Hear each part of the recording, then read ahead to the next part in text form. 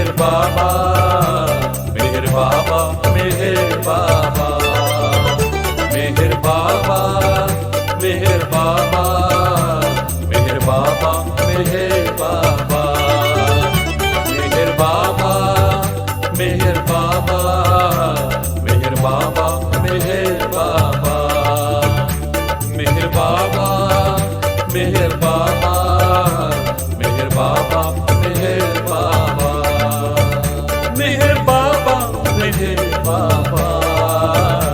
मेहर बाबा मेहर बाबा।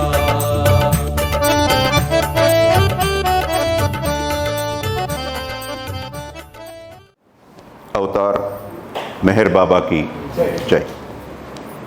పునర్జన్మ మరియు కర్మ అనేటటువంటి ప్రవచనం చెప్పుకుంటున్నాం. ఇది 7 భాగాలుగా ఉంది.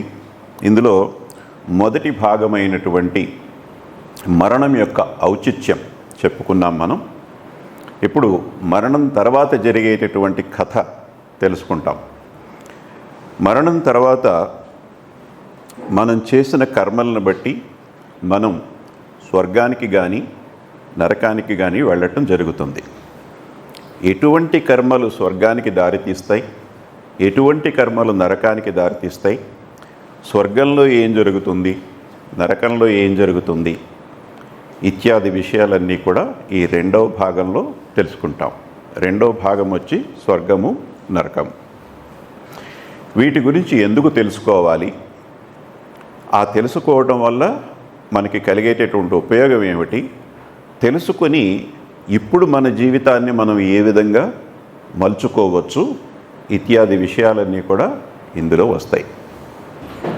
స్వర్గము నరకము గురించి తెలుసుకోవాలంటే స్వర్గము నరకములో అనుభవాలన్నీ కూడా మనము ఈ భూప్రపంచం మీద ఉన్నప్పుడు చేసే పనుల వల్లనే స్వర్గానికి కానీ నరకానికి కానీ వెళ్ళటం జరుగుతుంది. కనుక మనం చేసేటటువంటి పనుల యందు మనకి చక్కటి అవగాహన అవసరం. మనం చేసే పనులు ఎన్ని రకాలుగా ఉన్నాయి, ఏ రకం పనులు యొక్క ప్రభావం ఎలా ఉంటుంది అనేది ముందుగా మనం తెలుసుకుంటే ఈ సబ్జెక్టు మనకి సులువుగా అర్థమవుతుంది.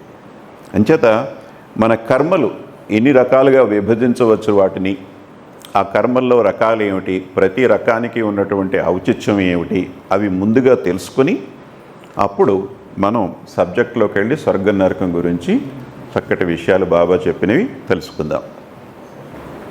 కర్మలు మనం చేసేటటువంటి పనులు తెల్లవారు లేచిన దగ్గర నుంచి పళ్ళు తోముకోవటం దగ్గర నుంచి మనం చేసే పనులన్నింటినీ కూడా మనం ఎప్పుడు చేస్తున్నాము అనే దాన్ని బట్టి ఈ కర్మల్ని 3 రకాలుగా విభజించడం జరిగింది. ఇవి ప్రారబ్ధ కర్మలని, ఆగామి కర్మలని, సంచిత కర్మలని 3 విధాలుగా చెప్పబడ్డాయి. వీటి గురించి గతంలో సూక్ష్మంగా మనం తెలుసుకున్నాం. ఇప్పుడు వివరంగా తెలుసుకుని మిగిలిన సబ్జెక్టులోకి వెళ్దాం. ప్రారబ్ధ కర్మలు అంటే జన్మ ప్రారంభం నుంచి ఉన్నటువంటి కర్మలు. జన్మ ప్రారంభంలోనే మనం ఈ జన్మలో ఏ ఏ కర్మలు చేయవలసి ఉంది అనేటటువంటిది నిర్ణయం అయిపోయింది. ఆ కర్మలన్నీ పూర్తయిన తర్వాత సహజ మరణం సంభవిస్తుంది. అందుచేత ప్రారంభంలోనే నిర్దిష్టమై ఉన్నటువంటి కర్మలని ప్రారబ్ధ కర్మలు అంటారు. అలాగే ప్రారంభంలోనే జన్మ ప్రారంభంలోనే ఉన్నటువంటి సంస్కారాలని ప్రారబ్ధ సంస్కారములు అంటారు. కర్మలకి సంస్కారాలకి మధ్యలో ఉన్న సంబంధం మనందరికీ తెలిసిందే. మనం ఏదైనా ఒక పని చెయ్యాలి అంటే ఆ పని వెనుక ఒకటి కానీ అనేకము కానీ సంస్కారాలు ఉంటాయి. ఆ సంస్కారాల యొక్క ప్రేరణ వల్ల మనం ఏ పని చేసినా చేస్తుంటాం. పళ్ళు తోముకోవటానికి కూడా దాని వెనకాల అనేక సంస్కారాల యొక్క ప్రోద్బలం వల్ల ఆ పని చేస్తున్నాం మనం. అందుచేత కర్మలకి సంస్కారాలకి అవినాభావ సంబంధం ఉంది. సంస్కారములే కర్మలని ప్రోత్సహిస్తున్నాయి. ఈ ప్రారబ్ధ సంస్కారములు అనేటటువంటివి మనం జన్మ ప్రారంభంలోనే సిద్ధముగా ఉన్నటువంటివి. ఆయన ప్రశ్న ఏమిటి అంటే, ఈ ప్రారబ్ధ సంస్కారాలు సహజ సంస్కారాలు ఒకటేనా అనేది ఆయన ప్రశ్న. జవాబు ఏమిటి అంటే కాదు. సహజ సంస్కారములని వేటిని అంటాము అంటే,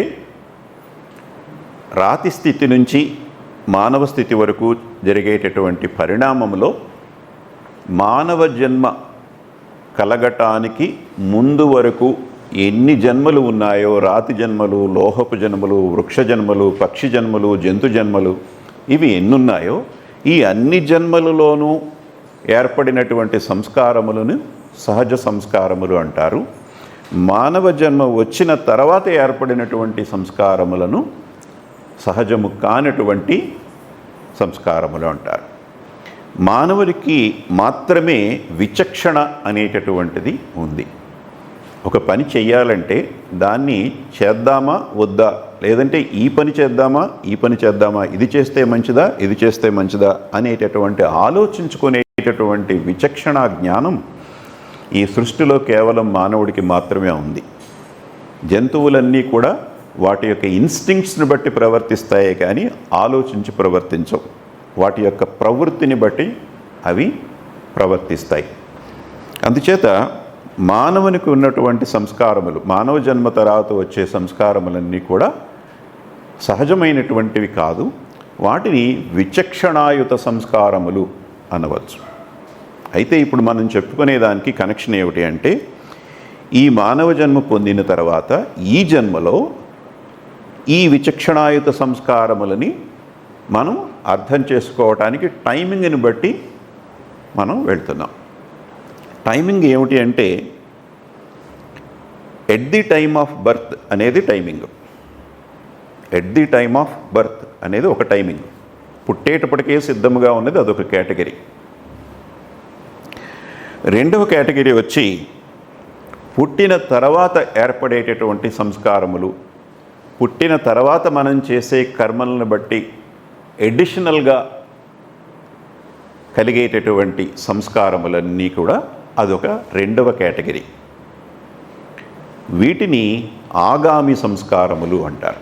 ఈ కర్మలని ఆగామి కర్మలు అంటారు. అంటే మనం ఏ విధంగా జీవించాలి అనేటటువంటిది పుట్టుక సమయంలోనే నిర్దిష్టం అయిపోయినప్పటికీ కూడా అవన్నీ ఆ కర్మలన్నీ మనం చేస్తూ కేవలం ఆ కర్మలని మాత్రమే చెయ్యం.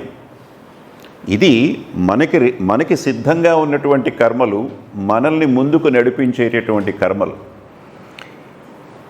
ఈ ప్రపంచంలో మనం ఉన్నప్పుడు మన మీద మన పరిసరాల ప్రభావం కూడా ఉంటుంది. మనకి లేని ఆలోచనల్ని ఎదుటి వాళ్ళు కలిగిస్తారు. ఫలానా సినిమా బాగుందంటరా వెళదాం పదా అనటమో, లేకపోతే ఫలానా ఊటీయో కొడైకెనాలో వెళ్తాం ఎంతో అందంగా ఉంటుందంట వెళ్దాం అనో మనకి ఆలోచనలు కలుగజేస్తారు. ఈ ఆలోచనలు మనకు పుట్టుకతో ఉన్న ప్యాకేజీలో ఉండకపోవచ్చు. ఆ కర్మలు మనం చేసినప్పుడు మళ్ళీ ఎడిషనల్గా సంస్కారములు ఏర్పడటం అనేటటువంటిది జరుగుతుంది. ఈ సంస్కారములని ఆగామి సంస్కారములని, ఈ కర్మలని ఆగామి కర్మలని అంటాం. అంటే మన జీవితం ప్రారబ్ధ కర్మలు మరియు ఆగామి కర్మల యొక్క మిశ్రమము. అవి చేస్తాం, ఇవి చేస్తాం. అయితే ప్రారబ్ధ కర్మలు అనేటటువంటివి తప్పనిసరిగా మనం చేయవలసినటువంటి కర్మలు. ఆగామి కర్మలు అనేటటువంటివి ఈ జన్మలో చేస్తే చేయొచ్చు, లేకపోతే అవి తదుపరి జన్మకి ట్రాన్స్ఫర్ అవుతాయి. ప్రారబ్ధ కర్మలు ట్రాన్స్ఫర్ కావు. ప్రారబ్ధ కర్మలు పుట్టినప్పుడు ప్యాకేజ్ ఏది ఉందో ఆ ప్యాకేజ్ మొత్తం అంతా ఈ జన్మలోనే ఈ శరీరంతో అనుభవించి తీరాలి. అవన్నీ అయిపోయిన తర్వాత మరణం అనేటటువంటిది మనకి సిద్ధిస్తుంది. ఈ చిత్రంలో జననము మరణము మార్క్ చేస్తున్నాయి. ఈ జననానికి మరణానికి మధ్యలో ప్రారంభంలో ఉదాహరణగా ఏం చేసామంటే 20 మంచి సంస్కారములు 20 చెడు సంస్కారములతో ఒకళ్ళు పుట్టినట్లుగా మనం ఒక ఉదాహరణ తీసుకున్నాం. సో ఈ ప్రారబ్ధ సంస్కారములన్నీ కూడా క్రమక్రమంగా ఖర్చు అవుతాయండి. మనకి వయసు వచ్చే కొలది కూడా ఆ కర్మలను మనం చేసినప్పుడు ఆ కర్మలకి సంబంధించినటువంటి సంస్కారములన్నీ కూడా ఖర్చు అయిపోయి ఎండుటాకుల్లాగా రాలిపోతూ ఉంటాయి. సో మనకి వయసు వచ్చే కొలది ఏమవుతుందంటే ఈ ప్రారబ్ధ సంస్కారాల సంఖ్య క్రమక్రమంగా తగ్గుతూ ఉంటుంది. ఇవి పూర్తిగా ఖర్చు పెట్టినప్పుడు అంటే 0కి వచ్చినప్పుడు సహజమైనటువంటి మరణం మనకి సంభవిస్తుంది. మరణం గురించి మనం విపులంగా ముందు చాప్టర్లో చెప్పుకున్న ఎవరికి భయం లేదు కదా? Very good. మరణం అనేటటువంటిది భయపడే విషయం కాదు అని మొదటి చాప్టర్లో మనం చెప్పుకున్నాం. సో సహజ మరణంకి ఆధారం ఏమిటి అంటే ఈ ప్రారబ్ధ సంస్కారాలు. దీన్ని ఇంకా బాగా అర్థం చేసుకోవడానికి ఉదాహరణ ఏమిటి అంటే ఒక కారులో ట్యాంక్ నిండా పెట్రోల్ కొట్టించుకుని దూర ప్రయాణానికి బయలుదేరాం మనం. లాంగ్ జర్నీ హైవేల మీద. ఆ కారు ఎంత దూరం వెళ్తుంది? ఆ ట్యాంకులో పెట్రోల్ ఎంత దూరం వస్తుందో అంతవరకే. ఈ పెట్రోల్ అంతా అయిపోయేటప్పటికీ కారు ఆగిపోతుంది. మళ్ళీ మనం దాంట్లో పోస్తేనే కానీ అది కదలదు. అంతే కదా? సో ఈ ప్రారబ్ధ సంస్కారములు అనేటటువంటివి మనకి పెట్రోల్ లాంటివి. ఈ వాహనాన్ని నడిపించేటటువంటి పెట్రోల్ లాంటివి. అవి ఎప్పుడు ఖర్చు అయిపోతే అప్పుడు సహజ మరణం వస్తుంది. అవి మాత్రమే కాకుండా ఆగామి సంస్కారాలు కూడా వాటి ద్వారా కూడా మనం వేరే పనులు చేస్తామని చెప్పుకున్నాం కదా. ఓకే, ప్రారబ్ధ సంస్కారములు క్లియరా? రైట్.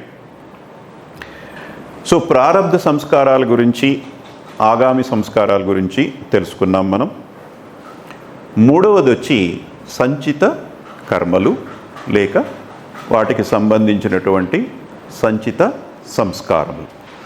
ఇవేమిటి అంటే మనం పుట్టడానికి ముందు గత జన్మల్లో మనం చేసుకున్నటువంటి కర్మలు ఏవైతే ఉన్నాయో అవన్నింటినీ కలిపి, అంటే రాతి దగ్గర నుంచి ఈ జన్మ వచ్చే వరకు కూడా మనం గతంలో చేసినటువంటి కర్మలన్నిటిని కలిపి సంచిత కర్మలు అన్నారు.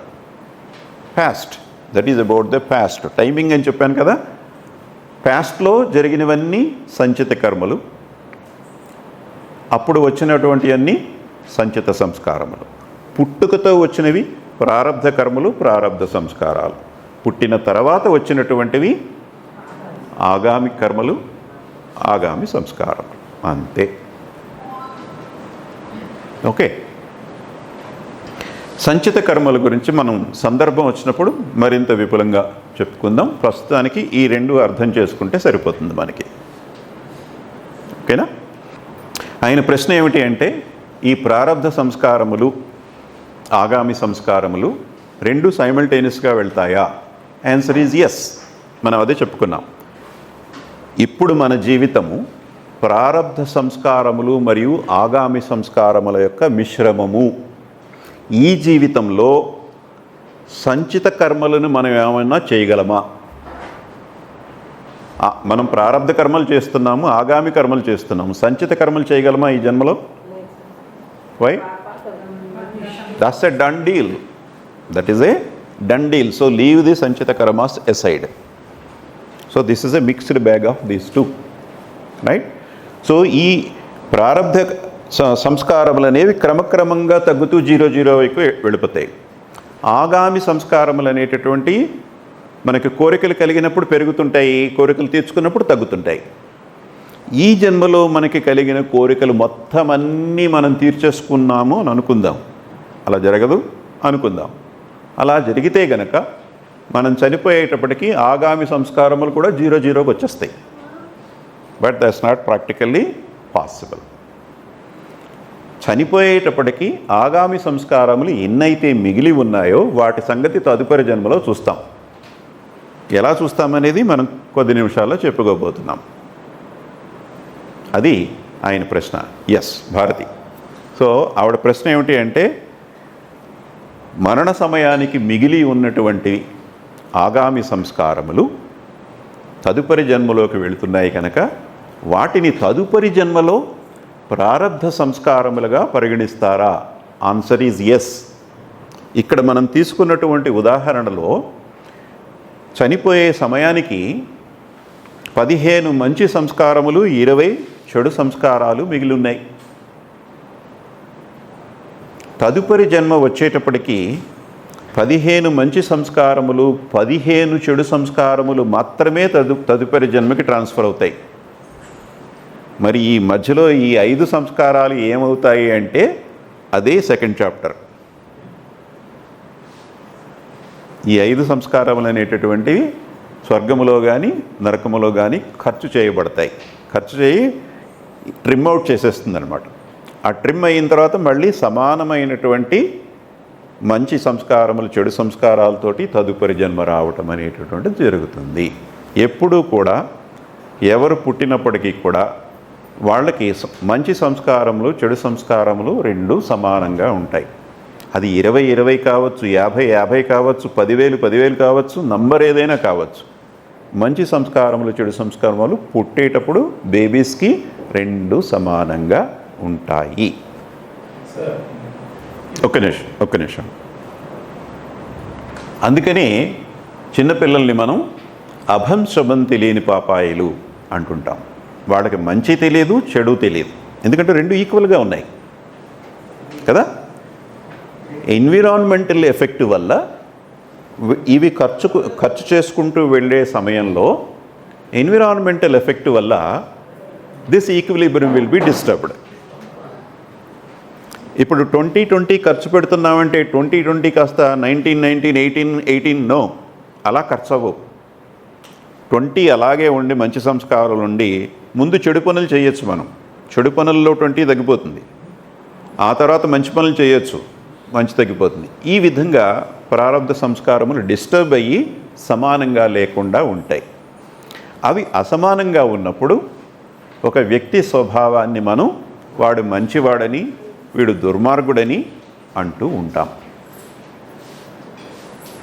ఆ టైంలో ఆ సమయంలో వాడికి మంచి సంస్కారములు ఎక్కువ ఉండి చెడు సంస్కారాలు తక్కువ ఉంటే ఏదో తెలిసి తెలియక ఏవో రెండు పొరపాట్లు చేస్తే చూసుండొచ్చు, మనిషి మాత్రం మంచివాడే అంటాం. పొరపాట్లు ఎవరైనా చేస్తారు కదండి. అందుకని కొన్ని చెడు లక్షణాలు ఉన్నప్పటికీ కూడా మనం వాటిని విస్మరించి మంచి లక్షణాలు ఎక్కువ ఉన్నాయి కనుక అతను మంచివాడు అంటాం. అదే ఈ నంబర్ రివర్స్ ఆర్డర్లో ఉంటే అమ్మో వాడు జోలికి వెళ్ళకండి అంటాం కదా.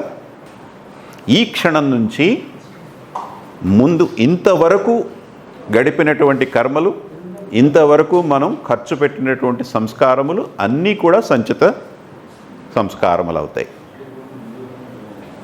అంటే మనకి జన్మ వచ్చేటప్పటికీ సంచిత సంస్కారములు ఏమిటి అంటే గత జన్మల్లో అవి.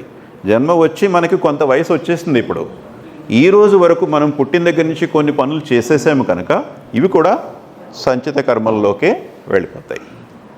గతానికి సంబంధించినటువంటివి సంచిత కర్మలు, జన్మ పుట్టుకకి సంబంధించినటువంటివి ప్రారబ్ధ కర్మలు, జీవనానికి సంబంధించినటువంటివి ముఖ్యంగా వాతావరణ ప్రభావానికి సంబంధించినటువంటివి ఆగామి కర్మలు, ఆగామి సంస్కారములు. Any questions left? ఎస్. ఆయన ప్రశ్న ఏమిటి అంటే, ప్రారబ్ధ సంస్కారములు 0 అయినప్పుడు, మంచి సంస్కారములు చెడు సంస్కారములు 0 అయినప్పుడు సహజ మరణం వస్తుంది అని చెప్పుకున్నాం. సహజ మరణం గురించి మనం మాట్లాడుకుంటున్నాం. అది ఎప్పుడు అంతేనా? ఒక 4-5 మిగిలిపోయి ఉండి తదుపరి జన్మ రావటం అనేది జరుగుతుందా అనేటటువంటిది ఆయన ప్రశ్న. ఆన్సర్ ఈస్ నో, అలా జరగదు. ప్రారబ్ధ సంస్కారములు మనం పుట్టినప్పుడున్న ప్యాకేజీలో ఏ ఒక్క సంస్కారం మిగిలి ఉన్నప్పటికీ కూడా సహజ మరణం అయితే రాదు. దాన్ని కూడా ఖర్చు పెట్టిన తర్వాతనే సహజ మరణం వస్తుంది.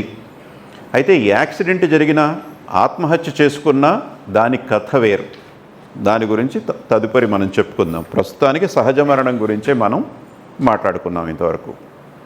Yes, any more? Second question carries 500 rupees.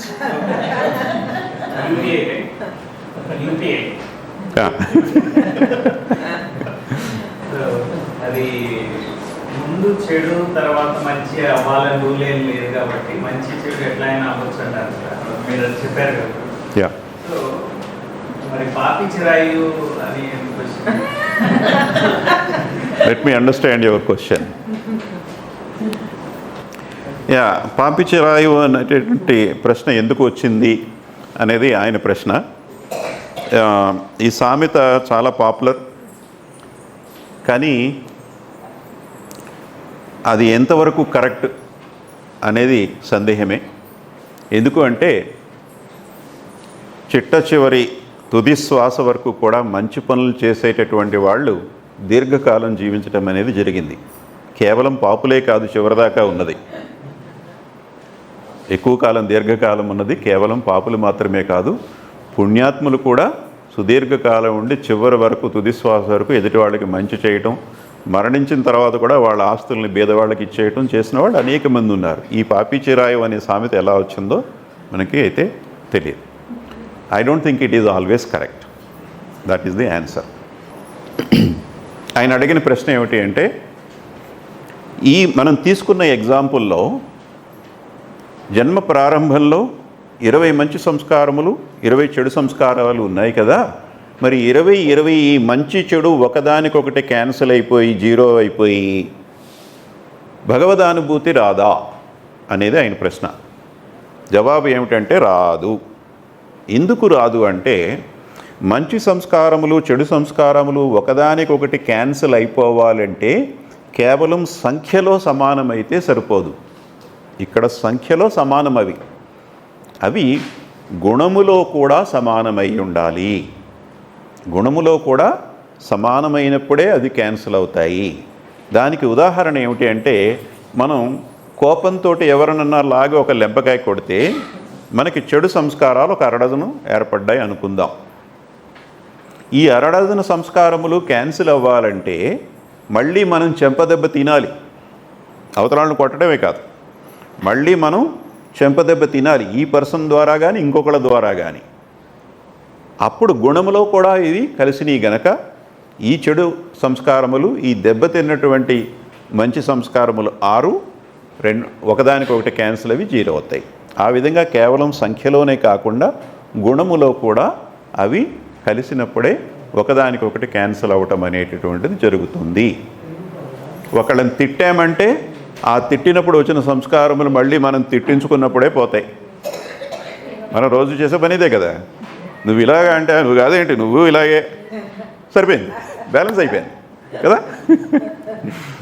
అలాగే మనం ఒకళ్ళని చంపాము అంటే ఈ జన్మలో కానీ వచ్చే జన్మలో కానీ మళ్ళీ మనం ఇంకొకరితో చంపబడాలి.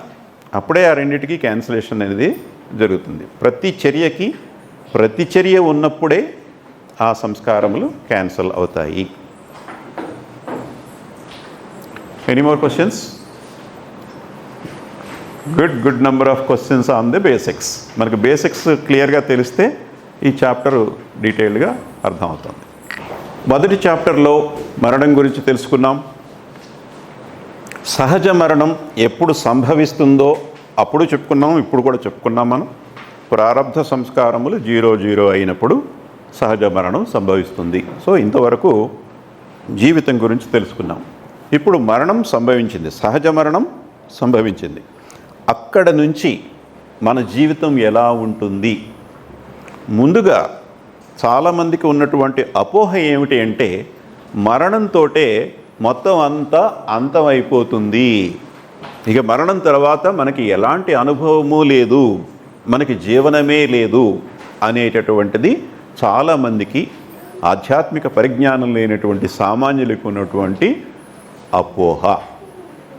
కాకపోతే మొదటి చాప్టర్లో మనం ఏం తెలుసుకున్నామంటే, మరణంతో జీవనం అనేది ఆగదు, జీవనం కొనసాగుతుంది. మరణించేది ఎవరు? మన యొక్క శరీరం, భౌతిక శరీరం మాత్రమే మరణిస్తుంది. మనము నిజంగా మరణించము.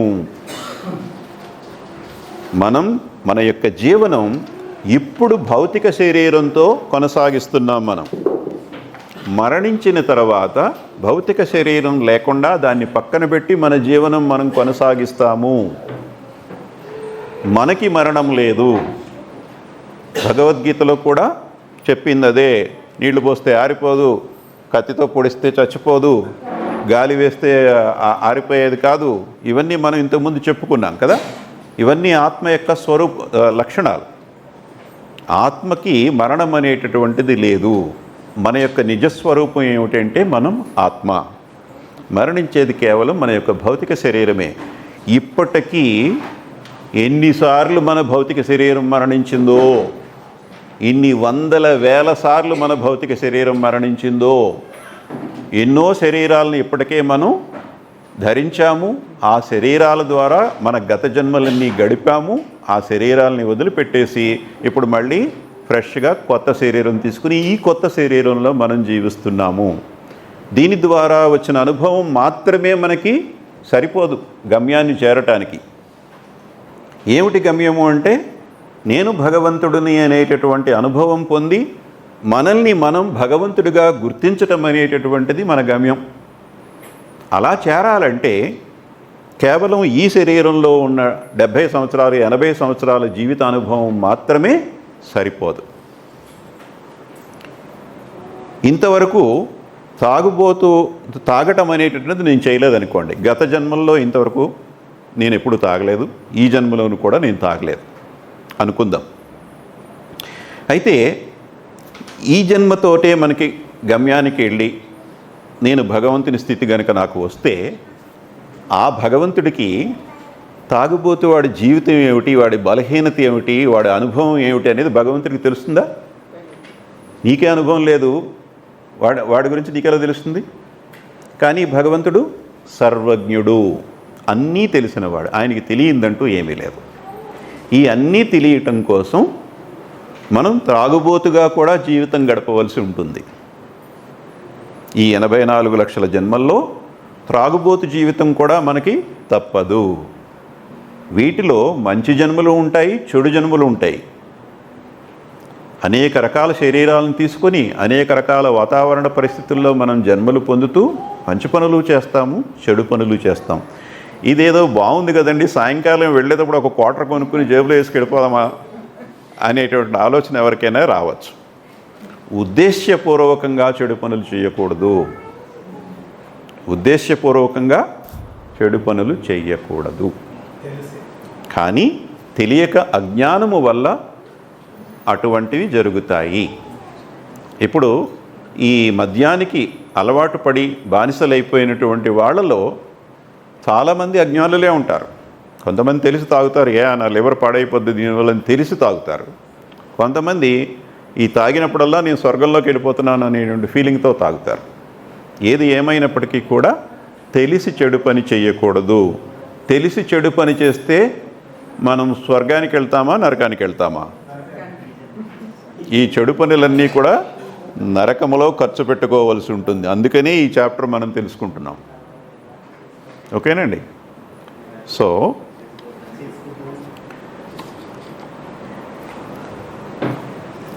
మరణం తర్వాత ఏం జరుగుతుంది అనేది ఇప్పుడు మనం చెప్పుకున్న పాయింట్ ఏంటంటే, జీవితం అనేది కొనసాగుతుంది, మరణం శరీరానికి మాత్రమే. మనము సహజముగా ఆత్మే మనం. ఈ ఆత్మకి 3 శరీరాలు ఉన్నాయి. అందులో ఒక శరీరం కనిపిస్తుంది, మిగిలిన 2 శరీరాలు కూడా ఈ కంటికి కనపడవు. మనకి కనిపించే శరీరం ఏమిటంటే ఈ భౌతిక శరీరం, కాళ్ళు చేతులు ముక్కు ఉన్నటువంటి ఈ భౌతిక శరీరం. కనిపించకుండా ఉన్నటువంటి శరీరములు ఏమిటి అంటే, ప్రాణ శరీరం 1, మానసిక శరీరం 2. నిన్న పొద్దున్న బ్రేక్ఫాస్ట్ ఏం తిన్నాము అంటే సమాధానం ఆ మానసిక శరీరం నుంచి వస్తుంది. మనకి అక్కడ రాసి పెట్టుకున్నాం మనకు తెలియకుండానే కదా. ఈ విధంగా మనం ఆత్మగా ఉండి ఈ ఆత్మకి మనకి 3 పొరలు లాంటి 3 శరీరాలు ఉన్నాయి, అక్కడికి 4 అయినాయి. మరి 5వది ఏమిటి అంటే చైతన్యము. అంటే మనం ఎవరు అంటే ఆత్మ, 3 శరీరాలు, అందులో ఒకటి కనిపిస్తుంది, 2 కనపడవు, చైతన్యం. ఇది మనం. అందుకని మరణం అనేటటువంటిది ఇందులో ఈ భౌతిక శరీరానికే వస్తుంది, కానీ చైతన్యానికి రాదు, ఆత్మకి రాదు, ప్రాణానికి రాదు, మానసిక శరీరానికి రాదు. ఈ మిగిలిన 4 కాంపోనెంట్స్ తోటి మన జీవనం కొనసాగిస్తాం. ప్రస్తుతం శరీరంతో కొనసాగిస్తున్నాము, మరణించాక శరీరం లేకుండా దాన్ని ఒక్కదాన్ని పక్కన పెట్టి మిగిలిన 4 తోటి మన జీవనాన్ని కొనసాగిస్తాం. అది ఎలా కొనసాగిస్తామనేది ఈ 2వ చాప్టర్లో దాని వివరాలు ఉన్నాయి. మరణించిన తర్వాత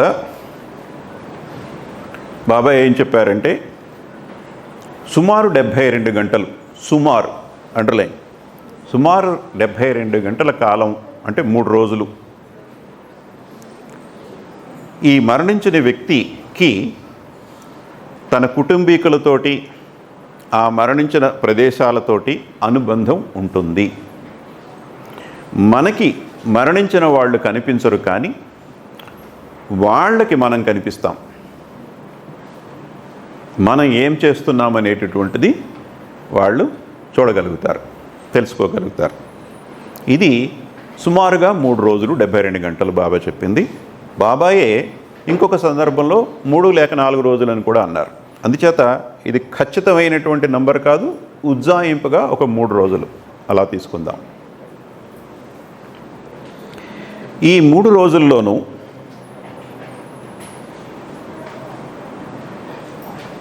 ఈ ఎర్త్లీ లైఫ్ తోటి అనుబంధం కలిగి ఉండటం అనేటటువంటి జరుగుతుంది. ఈ 3 రోజుల్లోనూ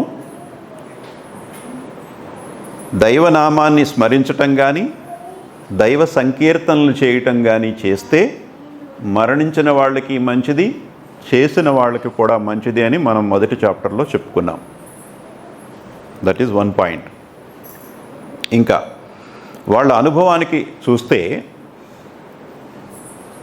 తెర వెనుక ఏం జరుగుతుంది మరణించిన తర్వాత పరిశీలిస్తే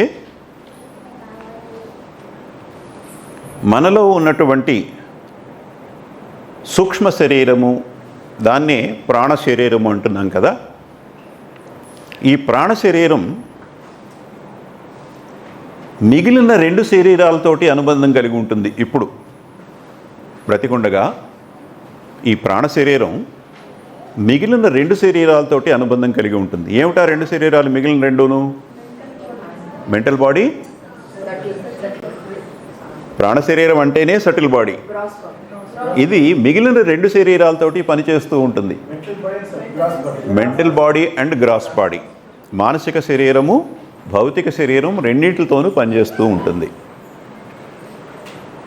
భౌతిక శరీరంతో ప్రాణశరీరం చేసే పనులు ఏమిటంటే మనం తిన్నటువంటి దాన్ని జీర్ణం చేయటం, రక్తంగా మార్చటం, మన కండగా మార్చటం, ఎముకలుగా మార్చటం, జుట్టుగా మార్చటం, మన ఆహార పదార్థాలని వాటితోటి మన శరీరంలో ఉన్న అనేక రకాల అవయవాలని తయారు చేయటం అనేటటువంటిది ప్రాణ శరీరం చేస్తుంది.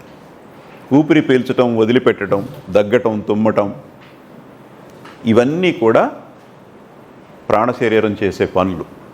వాటికి చెప్పక్కర్లేదు. ప్రాణ శరీరానికి నువ్వు ఇలా చెయ్యి, అలా చెయ్యి, నేను ఇప్పుడు సాంబార్ తిన్నాను కదా, దాంతో నా ఎడం చెయ్యి మాత్రమే తయారు చేయి, నువ్వు కుడి చెయ్యి చేయొద్దు అని మన ఇన్స్ట్రక్షన్ ఇస్తే అది పట్టించుకోదు. మనం తిన్న సాంబార్తో కుడి చెయ్యి తయారు చేయాలా, ఎడం చెయ్యి తయారు చేయాలా, ఎముకలు తయారు చేయాలా, కళ్ళు తయారు చేయాలా, అది చూసుకుంటుంది. అది దానికి మనం చెప్పక్కర్లా. అది ఒక భాగం కాగా, రెండవది ఏంటంటే మానసిక శరీరంతో ప్రాణ శరీరం పనిచేస్తుంది. ఏం పనిచేస్తుంది అంటే గుర్తు రావట్లేదు. ఈ బుర్రగొక్కోవడం అనేది చేస్తుంది. నిన్న పొద్దున్న ఏం తిన్నావు బ్రేక్ఫాస్ట్కి అంటే, నిన్న పొద్దున్న ఇవేళ అడగచ్చు కదా అన్నప్పుడు ఈ ప్రాణ శరీరం వెళ్ళి మానసిక శరీరం మీద నిన్న పొద్దున్న బ్రేక్ఫాస్ట్ తిన్నప్పుడు ఏర్పడిన సంస్కారాలు ఎక్కడున్నాయో వెతుక్కుని వాటన్నిటిని చూసి నిన్న పొద్దున్న ఉప్మా తిన్నాను అని సమాధానం చెప్పడానికి ఉపయోగపడుతుంది. అలాగా ఆలోచించటానికి, కోప్పడటానికి, జ్ఞాపకం తెచ్చుకోవటానికి, కొత్త కొత్త ఐడియాస్ తయారు చేయటానికి, క్రియేటివిటీకి, ఈ అన్నీ కూడా ఈ ప్రాణ శరీరం యొక్క సహాయంతో మానసిక శరీరం మీద సంస్కారములు, ఈ ప్రాణ శరీరం రెండూ కలిసి పనిచేయటం వల్ల జరుగుతుంది. ఈ విధంగా ప్రాణ శరీరం అనేటటువంటిది మిగిలిన 2 శరీరాలతోటి పనిచేస్తూ ఉంటుంది. మరి మరణించినప్పుడు భౌతిక శరీరం దాన్ని దహనమో ఖననమో చేస్తున్నాం కదా, అది యాబ్సెంట్ కంప్లీట్. కనుక ఈ ప్రాణ శరీరంలో సగం పని తగ్గిపోయింది. దీనికి భౌతిక శరీరంతో జీర్ణం చేయడం, ఊపిరి పీల్చడం ఇలాంటి పనులు చేయక్కర్లేదు, సగం పని తగ్గిపోయింది దీనికి. కానీ మనసుతోటి మాత్రం దీనికి పని కంటిన్యూ అవుతూనే ఉంటుంది. ఎందుకంటే మనసు అనేది చనిపోలేదు. బాబా దీన్ని ఏమన్నారంటే అర్ధప్రాణ శరీరం అన్నారు. అర్ధప్రాణ శరీరము semi subtle body or semi subtle body. It's a matter of pronunciation, how you do it. అర్ధప్రాణ శరీరము అన్నారు. అర్ధప్రాణ శరీరం అంటే సగం ప్రాణం పోయి సగం మిగిలి ఉంటుందని కాదు, మొత్తం ప్రాణం అక్కడే ఉంటుంది, సగం పని తగ్గింది దానికి, అంతే, రెస్ట్ తీసుకుంటుంది సగం. మనసుతో చేసే పనులు మాత్రమే చేసుకుంటుంది, భౌతిక శరీరంతో చేసే పనులు చెయ్యదు. తదుపరి జన్మ వచ్చినప్పుడు, మళ్ళీ కొత్త శరీరం వచ్చినప్పుడు ఈ సగం మళ్ళీ పనులు ప్రారంభించి చంటి పిల్లాడు ఏడవటం, దొరలటం, లేచి నిలబడటం, కింద పడటం, ఈ పనులన్నీ చేస్తుంది. ఇప్పుడు మరణించినప్పుడు ప్రాణ శరీరం, భౌతిక శరీరం లేదు కనుక మానసిక శరీరంతో పనిచేసి ఈ 72 గంటల్లో అది చేసే పని ఏంటంటే, ఈ జన్మలో వీడు ఎన్ని కర్మలు చేశాడు, ఈ కర్మల వల్ల ఎన్ని సంస్కారములు ఈ మనస్సు మీద ఉన్నాయి అని ముందు లెక్క పెట్టడం చేస్తుంది.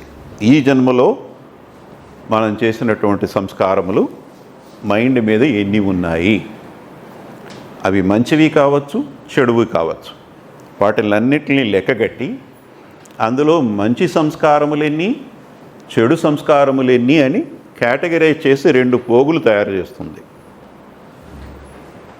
ఇది ప్రాణ శరీరం చేసే పని ఈ 3 రోజుల్లో. దీనిని మన పూర్వీకులు సామాన్య మానవులకి సులువుగా అర్థం అవటం కోసం యమలోకమని, యముడని, భటుడని, చిత్రగుప్తుడని రకరకాల క్యారెక్టర్స్ని తయారు చేసి ఈ విషయాల్ని వాళ్ళకి అర్థమయ్యే రీతిలో నాటకీయతని కలిపి తెలియచేయటం అనేటటువంటిది జరిగింది. సినిమాల్లో చూస్తూ ఉంటాం మనం, చిత్రగుప్తుడు పొట్టిగా ఉండి ఇంత పెద్ద టోపీ పెట్టుకుని పెద్ద పుస్తకం ఉంటుంది ఎదురుగుండాను, అవన్నీ తిరిగి ఏమండి ఈ నరుడు ఏం చేశాడంటే అని ఆ పేజీలన్నీ తిరిగేసి వీడు ఇన్ని దుర్మార్గ పనులు చేశాడండి, వీడు ఇన్ని మంచి పనులు చేశాడండి అని చిత్రగుప్తుడు యమధర్మరాజుకి రిపోర్ట్ ఇస్తూ ఉంటాడు. ఆ చిత్రగుప్తుడు ఎవరు అంటే మన ప్రాణ శరీరమే, అర్ధప్రాణ శరీరమే. మరి ఈ సెమీ సెటిల్ బాడీ, ప్రారబ్ధ కర్మలు, ఆగామి కర్మలు, సంచిత కర్మలు ఇవన్నీ కూడా అందరికీ అర్థమయ్యే భాష కాదు. సామాన్యులకి, చదువుకోని వాళ్ళకి ఈ పదాలతోటి వాళ్ళకి చెప్తే వాళ్ళకి ఏం అర్థం కాదు. ఏంటంటాడు ఈయన, ఏం మాట్లాడుతున్నాడు ఈయన అనుకుంటారు కదా. అందుచేత వాళ్ళకి అర్థమయ్యే రీతిలో ఈ టెక్నికల్ టర్మ్స్కి రూపాలను తయారు చేసి యమధర్మరాజని, భటుడని, చిత్రగుప్తుడని ఈ క్యారెక్టర్స్ని తయారు చేసి యమలోకం గురించి మన సినిమాల్లోనూ చందమామ పుస్తకాల్లో ఎంతవరకు తెలుసుకున్నామో అవన్నీ మన పెద్దలు వాళ్ళకి అర్థం అవ్వటం కోసం తయారు చేసినవే కానీ నిజంగా అటువంటిది ఏమీ లేదు. ఓకేనా?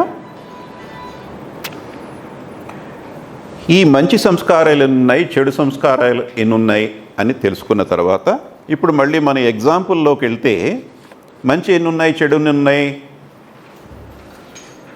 చార్ట్ చూసి చెప్పండి మీరు. ఎదురుగుండా స్క్రీన్ మీద కూడా ఉంది.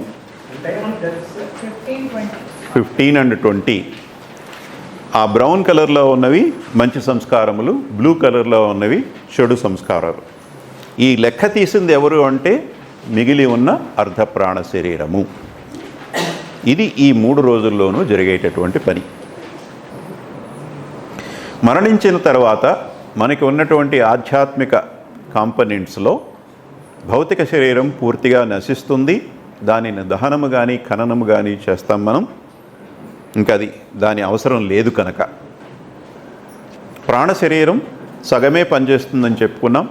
అందుచేత అప్పుడు మన ఆధ్యాత్మిక నిర్మాణం ఎలా ఉంటుంది అంటే ఆత్మ, మానసిక శరీరము, చైతన్యము సగము మాత్రమే పనిచేస్తున్నటువంటి ప్రాణశరీరం. ప్రాణశరీరం పూర్తిగా ఉంటుంది, అది పనిచేసేది మాత్రమే సగం.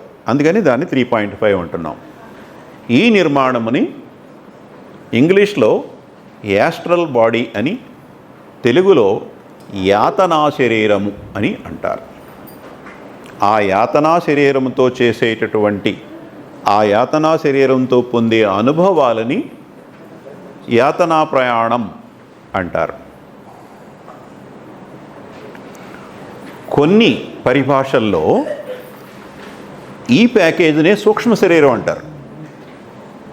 ఈ మొత్తం 3.5 ప్యాకేజీని సూక్ష్మ శరీరం అని, సూక్ష్మ శరీర యానము అని అంటారు.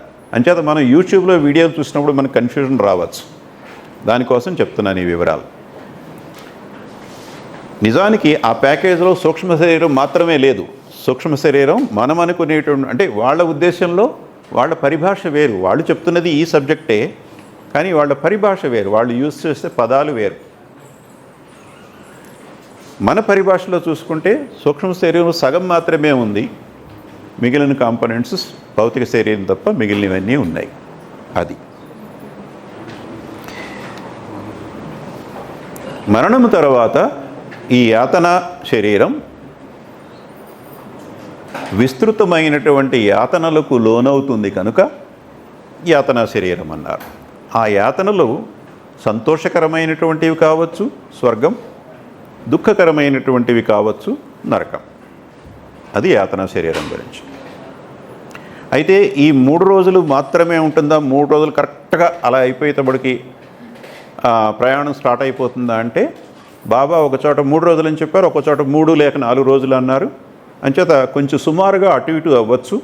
మొత్తం మీద అయితే 3 రోజులు. 3 రోజుల తర్వాత ఏమి జరుగుతుంది అంటే,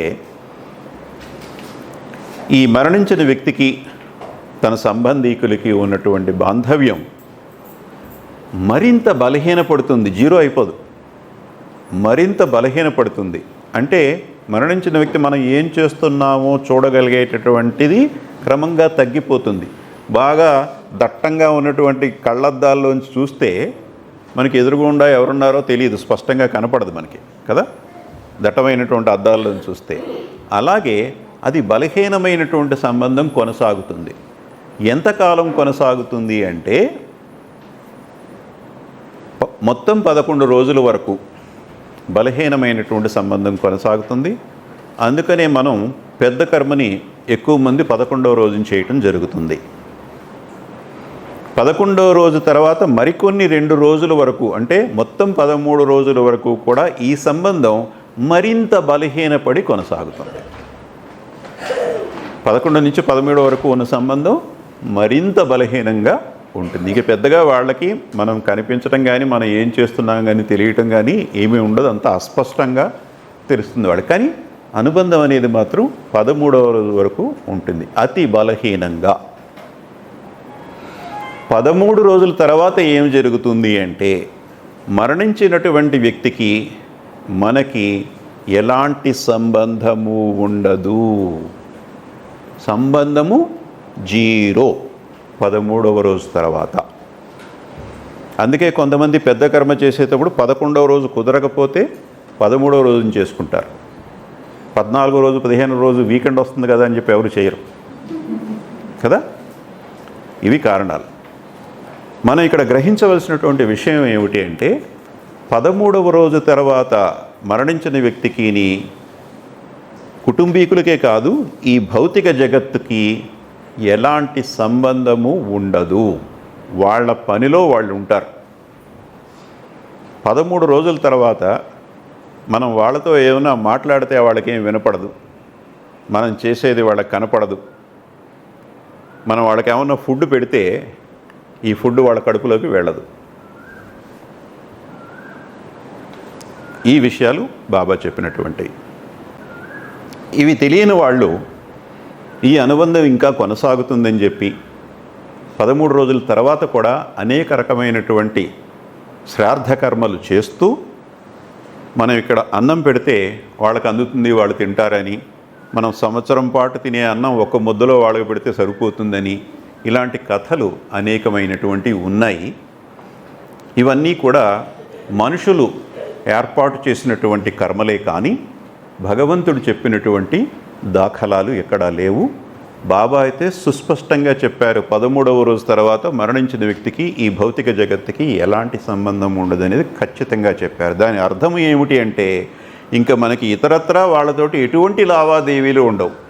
మాట్లాడటం కానీ, వినటం కానీ, ఫుడ్ ట్రాన్స్ఫర్ చేయటం కానీ, జొమాటో స్విగ్గీ లాగా మనం వాళ్ళకి అందించడం అనేటటువంటిది జరగదు అనేది మనం అర్థం చేసుకోవాలి.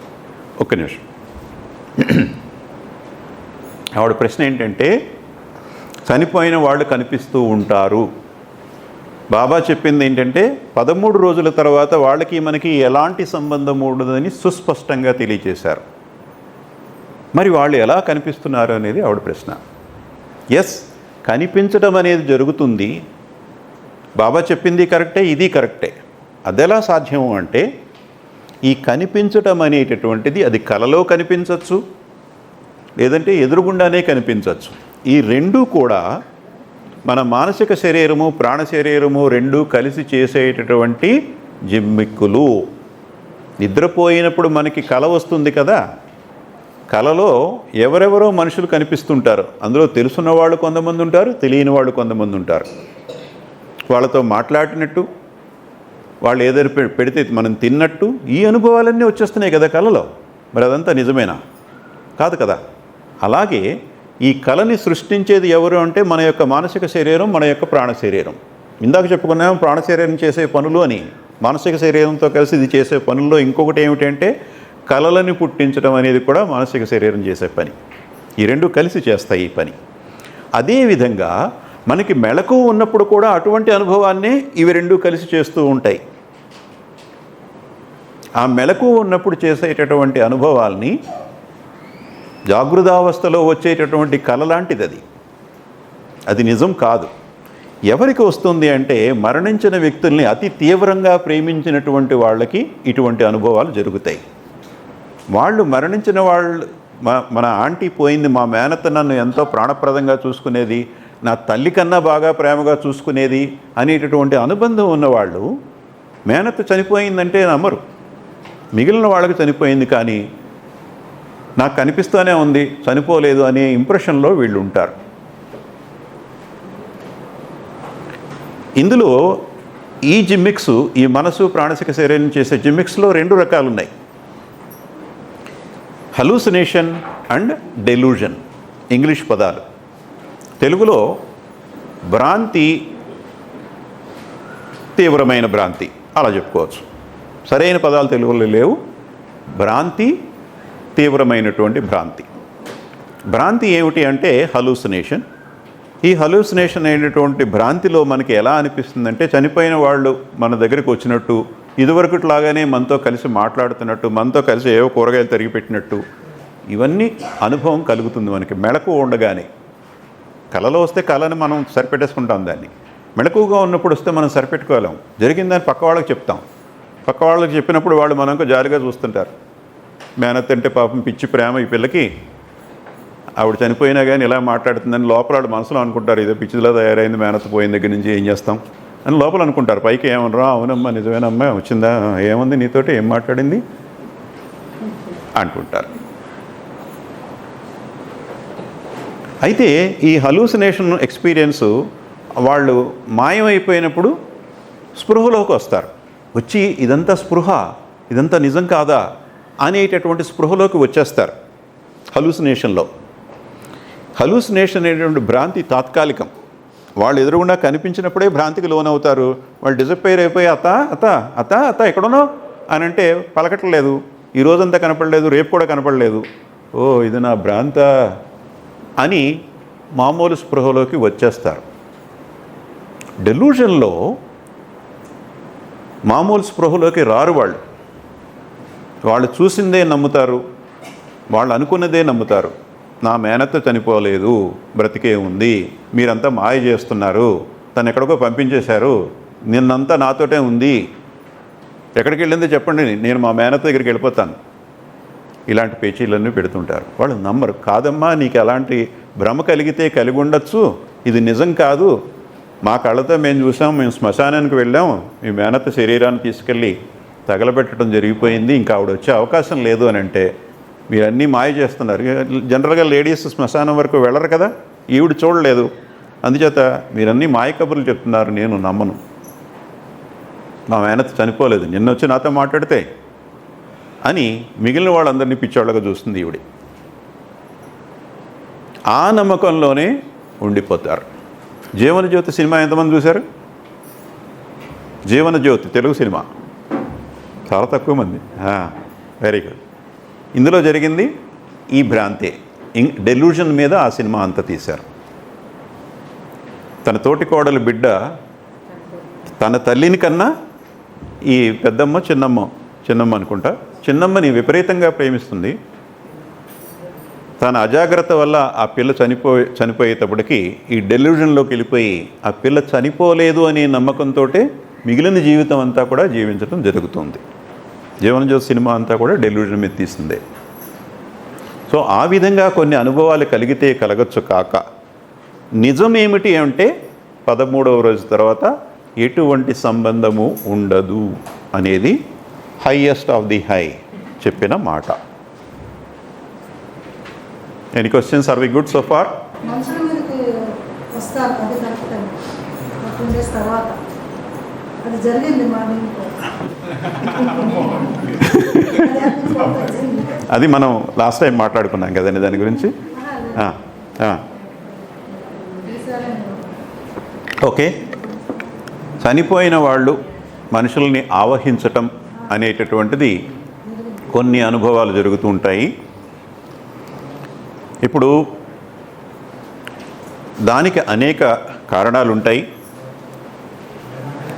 ఆ ఆవహించటం అనేటటువంటిది కొంతమందికే జరుగుతుంది, కొంతమందినే ఆవహిస్తారు, కొన్ని రోజులే ఆవహిస్తారు, ఒక్కొక్కసారి కొన్ని గంటలు మాత్రమే ఆవహిస్తారు.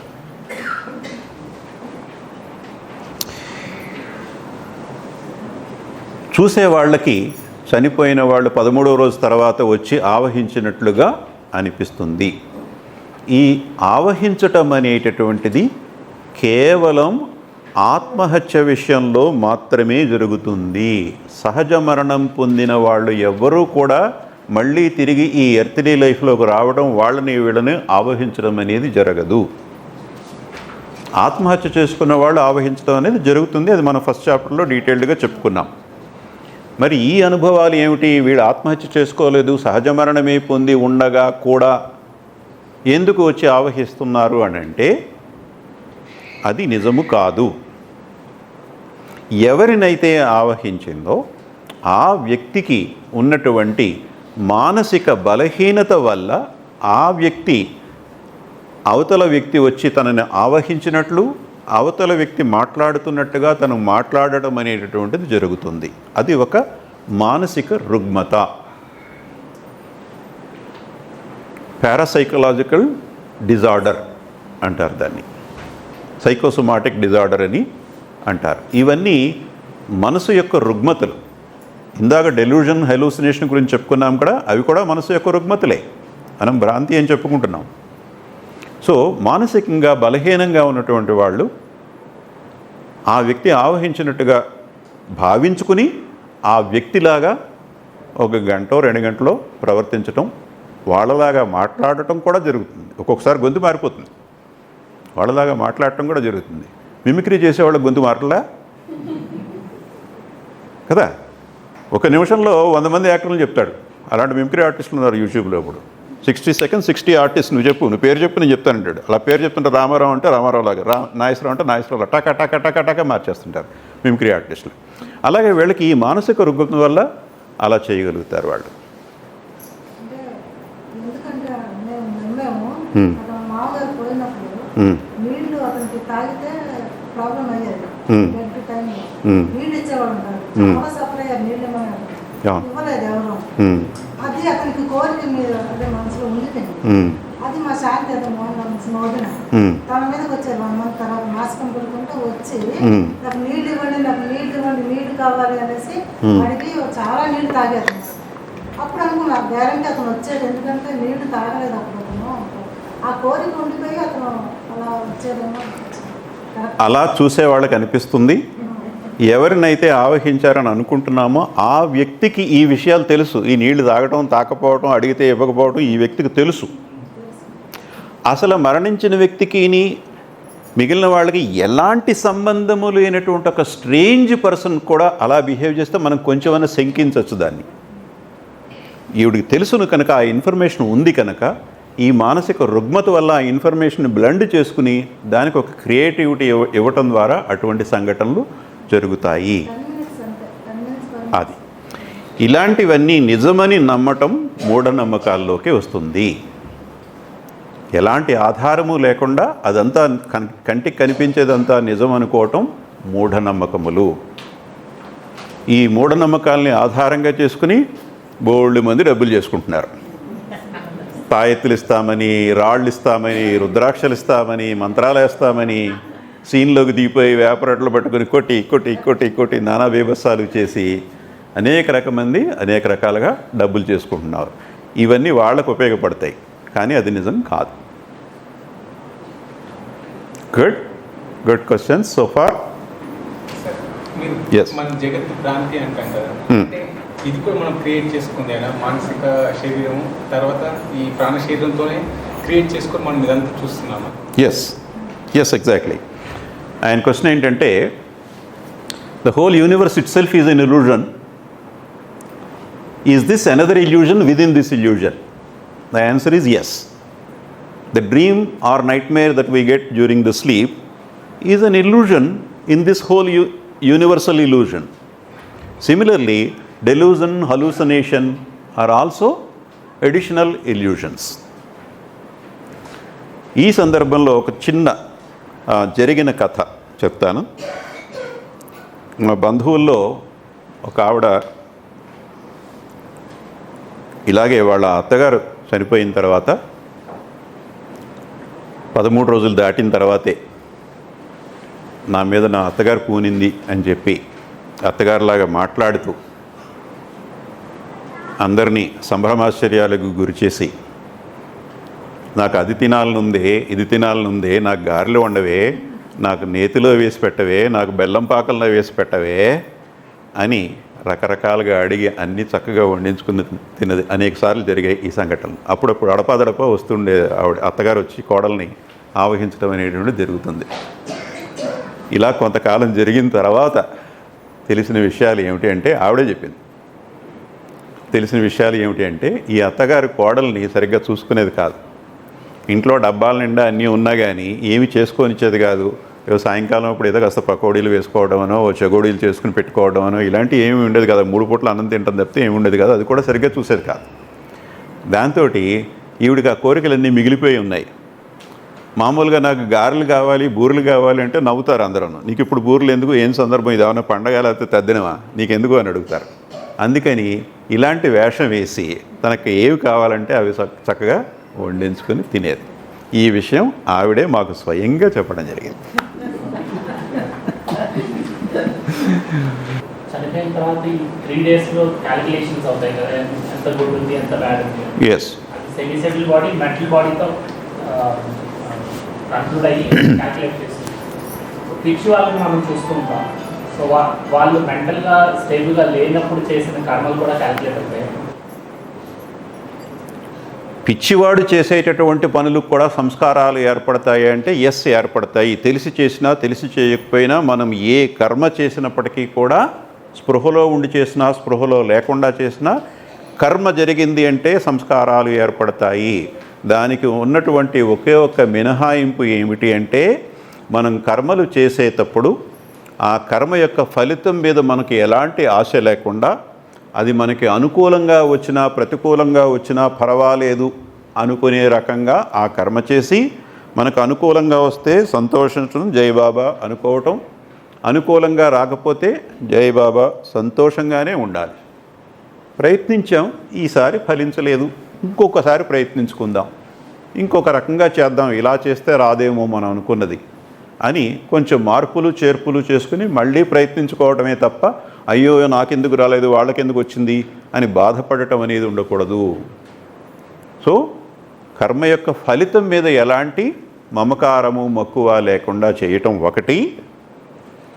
ఆ కర్మ చేయటం కూడా నేను చేయటం లేదు, నాలో ఉన్న భగవంతుడు ఈ శరీరం ఉపయోగించుకుని భగవంతుడే ఈ పని చేస్తున్నాడు అనేటటువంటి అకృత్య భావంతో కర్మలు చేస్తే ఆ కర్మల్ని అకర్మక కర్మ అంటారు. అకర్మ అంటే కర్మ కాదు, మరి కర్మ కాదు అంటే పని జరుగుతుందా లేదా? జరుగుతుంది కదా, అంచేతే కర్మ, అంచేత ఇది అకర్మక కర్మ. ఈ విధంగా అకృత్య భావంతో మనం జీవిస్తే దాని ద్వారా సంస్కారములు ఏర్పడవు. ఒకవేళ ఏర్పడిన అతి బలహీనమైనటువంటి సంస్కారాలు ఏర్పడతాయి, దానివల్ల మనకు ఆధ్యాత్మికంగా పెద్ద ముప్పు ఏమీ ఉండదు. అసలు మనం జీవించాల్సిందే ఆ విధంగా, అసలు మనం జీవించాల్సిందే ఆ విధంగా. మనం కర్మని త్యజించడం అలా ఉంచండి, అసలు కర్మ ఫలితాన్నే త్యజించం. మనం అనుకున్నట్టుగా వచ్చి తీరాలి, అలాగే జరగాలి, మనం అనుకున్నది వచ్చి తీరాలి అని చెప్పి మనం మనల్ని పీడించుకోవటమో ఎదుటి వాళ్ళని పీడించడమో చేస్తాం. కర్మ ఫలితం మీదే మనకి విపరీతమైనటువంటి అనుబంధం ఉంటుంది. కర్మ ఫలితం మీద ఉండకూడదు, కర్మ మీద కూడా ఉండకూడదు. కృష్ణార్పణం అనుకుని ఆ కర్మ కృష్ణుడే నా ద్వారా చేస్తున్నాడు, కృష్ణార్పణం, మెహరార్పణం, రామార్పణం అని మన కర్మల్ని ఎప్పటికప్పుడు మనం చేసే కర్మలను ఆయనే మన ద్వారా చేస్తున్నాడు. దీనికి బాబా ఒక సూత్రం చెప్పారు. పొద్దున్నే లేవగానే నేను చెయ్యబోయే కర్మలన్నీ కూడా నీవే చేస్తున్నావు, నీకే అంకితం ఇస్తున్నాను అనుకుని రోజును ప్రారంభించి రాత్రి పడుకునేటప్పుడు ఈరోజు నేను చేసిన కర్మలన్నీ నీకు సమర్పిస్తున్నాను, నువ్వు చేసినవి అవి నాకు సంబంధం లేదు అనేటటువంటిది మనసులో మనం భావించుకుని ఆ విధంగా మనం జీవిస్తే ఈ సంస్కారములు అనేటటువంటివి ఏర్పడవు. ఒకవేళ ఏర్పడినా అతి బలహీనంగా ఏర్పడతాయి, దానివల్ల మనకి ఎలాంటి ఆధ్యాత్మిక హాని పెద్దగా ఉండదు. మంచి ప్రశ్న. Are we good so far? Okay. ఇప్పుడు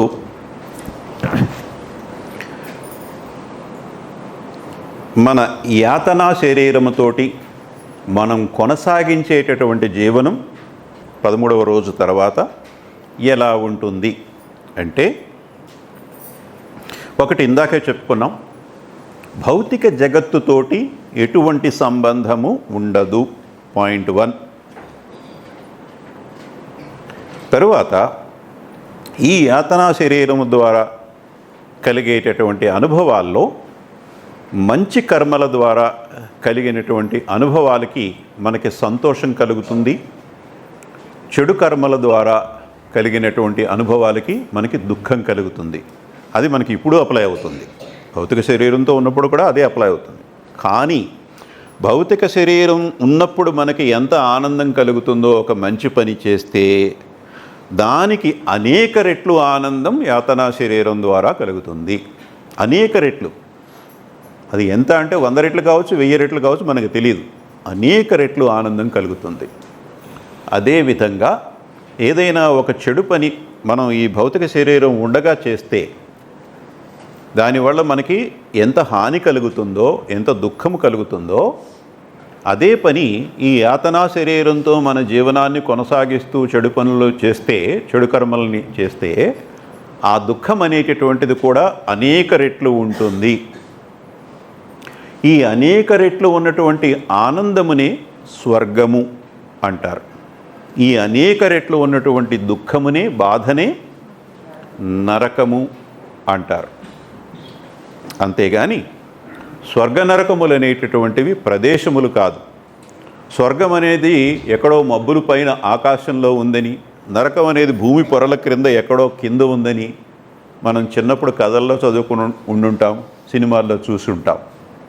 అలాగే స్వర్గంలో రంభ, ఉర్వశి, మేనక, తిలోత్తమ ఉంటారని, వాళ్ళు చక్కగా మనకి నృత్యాలు చేస్తూ మనల్ని వినోదింపజేస్తారని, అమృతం పోస్తూ ఉంటారని, అమృతం తాగుతూ ఉంటామని, ఇవన్నీ కథలు. ఈ సబ్జెక్టునే సామాన్య మానవులకి తెలియచెప్పటం కోసం. ఇప్పుడు మనం ఏం చెప్పుకున్నాం, శరీరంతో కలిగే ఆనందం కన్నా అదే పని యాతనా శరీరంతో చేసినప్పుడు అనేక రెట్లు ఆనందం కలుగుతుంది అని చెప్పుకున్నాం కదా. ఆ ఆనందాన్ని సర్వసామాన్యమైనటువంటి మానవులందరూ అర్థం చేసుకోవాలంటే వాళ్ళకి ఇష్టమైనటువంటి అక్కడ క్రియేట్ చేయాలి. వాళ్ళకి ఇష్టమైనటువంటి మందు మగువ, అందుకని మందు పోస్తారు, మగవాళ్ళు నృత్యాలు చేస్తారు, మిమ్మల్ని వినోదింపజేస్తారు. మరి మగవాళ్ళు ఆడవాళ్ళ సంగతి ఏమిటి? మగాళ్ళకి మగవాళ్ళు డ్యాన్సులు చేస్తున్నారు, 4 ఉన్నారు అక్కడ క్యారెక్టర్స్. మరి ఆడవాళ్ళు స్వర్గానికి వెళ్తే వాళ్ళకి ఎవరు డ్యాన్సులు చేస్తారు? రితిక్ రోషన్ ఏమైనా ఉంటాడు అక్కడ? మైకేల్ జాక్సన్ ఏమైనా ఉంటాడు అక్కడ? లేదు కదా. దాని గురించి అక్కడ ఎవరు మాట్లాడలేదు. దీన్ని బట్టి ఏమర్థం అవుతుంది? ఇది మగవాళ్ళు పుట్టించినటువంటి సృష్టి కదా. తెలిసిపోతుంది మనకు అందులో ఉన్నటువంటి గుల్లతనం అనేటటువంటిది.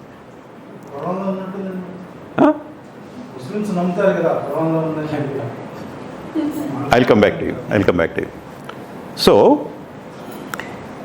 ఈ స్వర్గం నరకం అనేటటువంటిది మనసు పడేటటువంటి అతి వేదన కానీ అతి ఆనందం కానీ, మనసు పొందేటటువంటి అతి ఆనందం కానీ, అంతేగాని ప్రదేశములు కాదు. అదేవిధంగా నరకం గురించి మనకు తెలిసింది ఏంటంటే యమధర్మరాజు సింహాసనం మీద ఉంటాడు, యమభటులు ఉంటారు, చిత్రగుప్తుడు ఉంటాడు. ఈ మిగిలిన భటులందరూ కూడా, కిరాతకులందరూ కూడా ఈ చనిపోయిన వాళ్ళు, నరకానికి వెళ్ళిన వాళ్ళని ఒక ఊసకి గుచ్చి వాళ్ళని శుభ్రంగా బార్బిక్యూ చేస్తూ ఉంటారు, వాళ్ళని నూనెలో వేస్తుంటారు, డీప్ ఫ్రై చేస్తుంటారు. ఈ రెస్టారెంట్లన్నీ అక్కడ ఉంటాయి, డీప్ ఫ్రైడ్ ఐటమ్స్, బార్బిక్యూలు ఉంటుంటారు. తలకిందులుగా వేలాడదీసి కొరడాలతో కొడుతుంటారు. ఇవన్నీ కూడా ఏమిటంటే పాపపు పనులు చేస్తే నరక అనుభవం కలుగుతుంది, పాపం చెయ్యకురా అని చెప్తే వినిపించుకోరు వాళ్ళు. అందుకని వాళ్ళని భయపెట్టి పాపభీతిని క్రియేట్ చేయటం కోసం మన పెద్దలు సదుద్దేశంతో సృష్టించినటువంటి పాత్రలు ఇవన్నీ. సామాన్య మానవులకి ఆ భాష అర్థమవుతుంది కనుక ఇవన్నీ, ఈ క్యారెక్టర్స్ అన్నీ మన పెద్దలు మంచి ఉద్దేశంతో తయారు చేశారు. నిజం ఏమిటి అంటే ఇది ఆధ్యాత్మికం, నిజం ఏమిటంటే ఇది జరుగుతుంది. అనుభూతి అదే. మనకి ఆడవాళ్ళు వచ్చి డ్యాన్స్ చేస్తూ ఉన్నప్పుడు మనం కాస్త మందు పోసుకుంటూ ఉంటే ఎలాంటి ఆనందం ఉంటుందో అదే స్థాయిలో ఆనందం పెరిగి అనుభవం కలుగుతుంది. కానీ నిజానికి అక్కడ ఎవరు ఉండరు. స్వర్గంలో జనాభా ఎంత? ఎవరైనా గెస్ట్ చేసి చెప్పండి.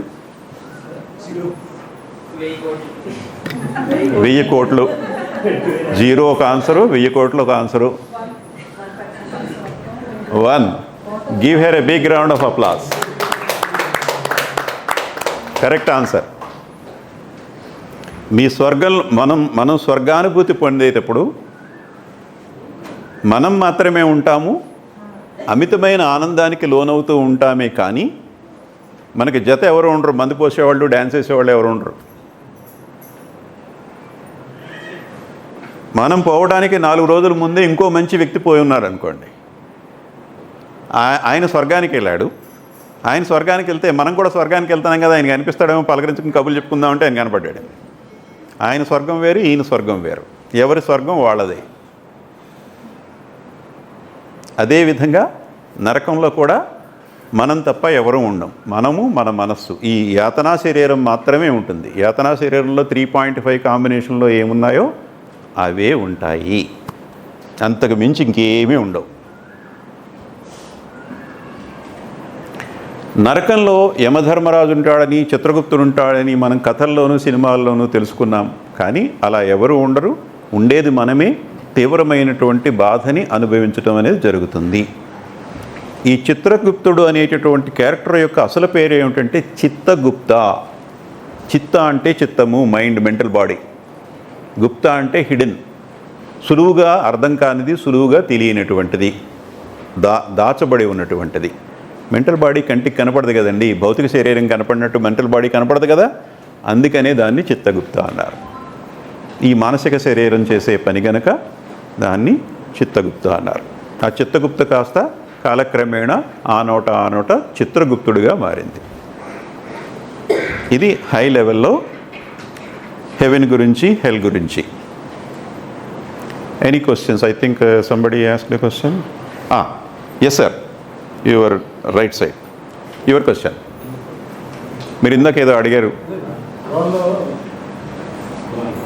ఖురాన్లో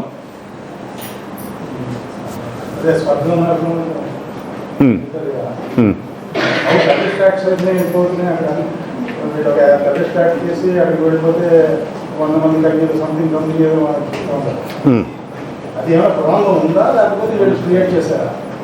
ఓకే, ఇప్పుడు మిగిలిన నమ్మకాలలో బాబా చెప్పిన దానికి భిన్నంగా ఉంటే ఉండవచ్చుగాక.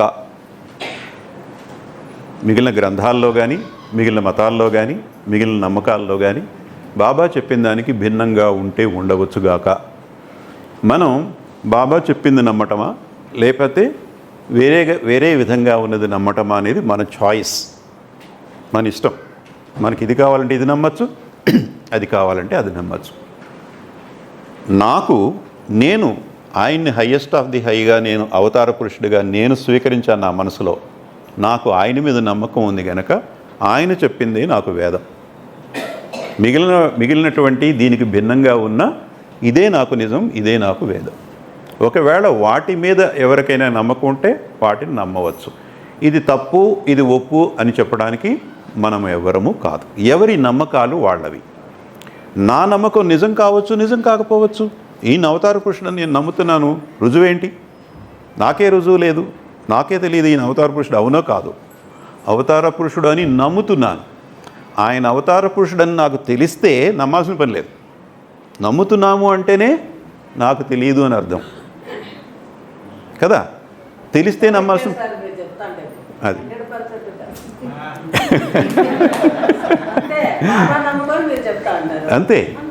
అంతే. ఇదే విధంగా ఎవరి నమ్మకాలు వాళ్ళయి. మనం ఎవరి నమ్మకాన్ని సందేహించకూడదు, ఎవరి నమ్మకాన్ని ప్రశ్నించకూడదు. ఈ నమ్మకాలు మిగిలిన వాళ్ళ యొక్క నమ్మకాలు భిన్నంగా ఉంటాయి, కారణాలు ఏమైనప్పటికీ కూడా. అంచేత ఎవరిని ప్రశ్నించకూడదు, ఎవరిని కూడా మనం క్రిటిసైజ్ చేయకూడదు. ఎందుకంటే మనం చిల్లుబోట్లో వెళ్తున్నాం, వాళ్ళు చిల్లుబోట్లో వెళ్తున్నారు. వాళ్ళు ములుగుతారు, మనం ములుగుతాం కదా. మనది నమ్మకమే, వాళ్ళది నమ్మకమే. ఇప్పుడు ఈయన్ని అవతార పురుషుడిగా హయ్యెస్ట్ ఆఫ్ ది హైగా నమ్ముతున్నామంటే అది నమ్మకం మాత్రమే. రుజువు ఏమిటి మనకి? ఎవరికన్నా ఉందా ఇక్కడ? మనకి గాడ్ రియలైజేషన్ వచ్చిన తర్వాత తెలుస్తుంది ఈయన నిజంగా అవతార పురుషుడా, ఫేక్ అవతార పురుషుడా అనేది అప్పుడు తెలుస్తుంది మనకి. అప్పటి వరకు కూడా నమ్ముతున్నాము ఈయన్ని. నమ్మకంలోనే ఆయన మనకి అవతార పురుషుడు, నమ్మకంలోనే ఆయన మనకి హయ్యెస్ట్ ఆఫ్ ది హై. అదేవిధంగా మన నమ్మకం ఎంత నిరాధారమైందో వాళ్ళ యొక్క నమ్మకం కూడా అంతే నిరాధారమైనటువంటిది. వాళ్ళది నమ్మకమే, మనది నమ్మకమే, రెండు ఒకటే. అలాంటప్పుడు వాళ్ళని విమర్శించటం ఎందుకు? అవసరం లేదు. ఎవరి నమ్మకాలు వాళ్ళవి. మనం వాళ్ళ నమ్మకాన్ని గౌరవించాలి. వాళ్ళు అలా చెప్పినప్పుడు, ఇప్పుడు ఎవరో స్వర్గానికి వెళ్తారో చనిపోయిన తర్వాత, స్వర్గంలో ఇంతమంది కలుస్తారు అని చెప్పారు అనుకో, ఓహో అలాగానండి అంటే అబ్బాయి లేదండి మా మెహర్ బాబా ఎలా చెప్పారు, మనం కాంట్రడిక్ట్ చేయాల్సిన అవసరం లేదు. వాళ్ళ నమ్మకం వాళ్ళది. వాళ్ళ నమ్మకాన్ని మనం గౌరవించాలి. అది మన నమ్మకానికి భిన్నంగా ఉన్నా సరే దాన్నే గౌరవించటం అంటారు. భేదం ఉన్నప్పుడే గౌరవించటం అంటారు. భేదం లేకపోతే పనిగట్టుకుని గౌరవించాల్సిన పని లేదు కదా. బాబా చెప్పినటువంటి సందేశాలు, ప్రవచనాలు కూడా వేదాంతంలో ఏమున్నాయి, వేదాల్లో ఏమున్నాయి వాటికి దగ్గరగానే ఉన్నటువంటి విషయం అని బాబా చెప్పడం జరిగిందట. అది ఆవిడే ఆ అభిప్రాయాన్ని మనతో పంచుకుంటున్నారు. ఓకే, ఈ యాతనా శరీర జీవనంలో ఉండేటటువంటి మిగిలిన లక్షణాలు ఏమిటో కూడా చూద్దాం.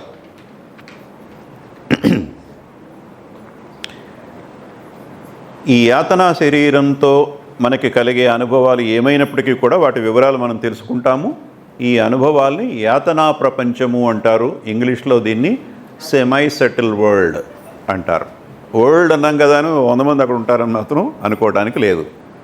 మనం ఒక్కళ్ళమే ఉంటాం. ఇప్పుడు భౌతిక శరీరము ఉన్నంత కాలము మన చైతన్యము భౌతిక సంస్కారములతో ముడిపడి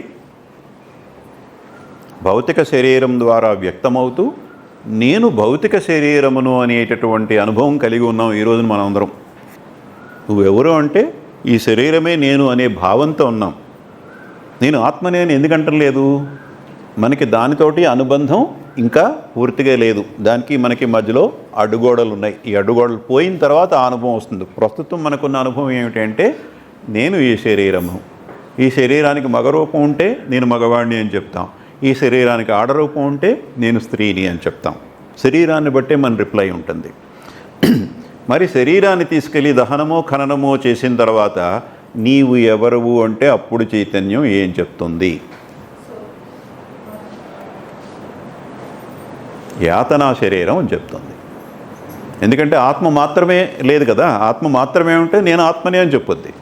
ఆత్మతోటి ఇంకా కొన్ని మిగిలిన్నాయి కదా, అందుచేత నేను యాతనా శరీరము అని చెప్తుంది. అప్పుడు ఈ మనసులో ఖర్చు పెట్టకుండా మిగిలి ఉన్నటువంటి ఆగామి సంస్కారములు ఏవైతే ఉన్నాయో వాటితోటి ఈ చైతన్యం అనుబంధం కలిగి ఉంటుంది. ఓకే, ఈ సంస్కారాలకి మరణం తర్వాత యాతనా శరీరంలో అవి జీవం పోసుకుని అంటే లైఫ్ కాదు, మళ్ళీ ఒక హ్యూమన్ బాడీ వచ్చి కాదు, అవి క్రియాశీలకంగా పనిచేస్తూ వాటి ద్వారా మనకి ఈ స్వర్గ లేక నరక అనుభవాల్ని ఇవ్వటం అనేటువంటిది జరుగుతుంది.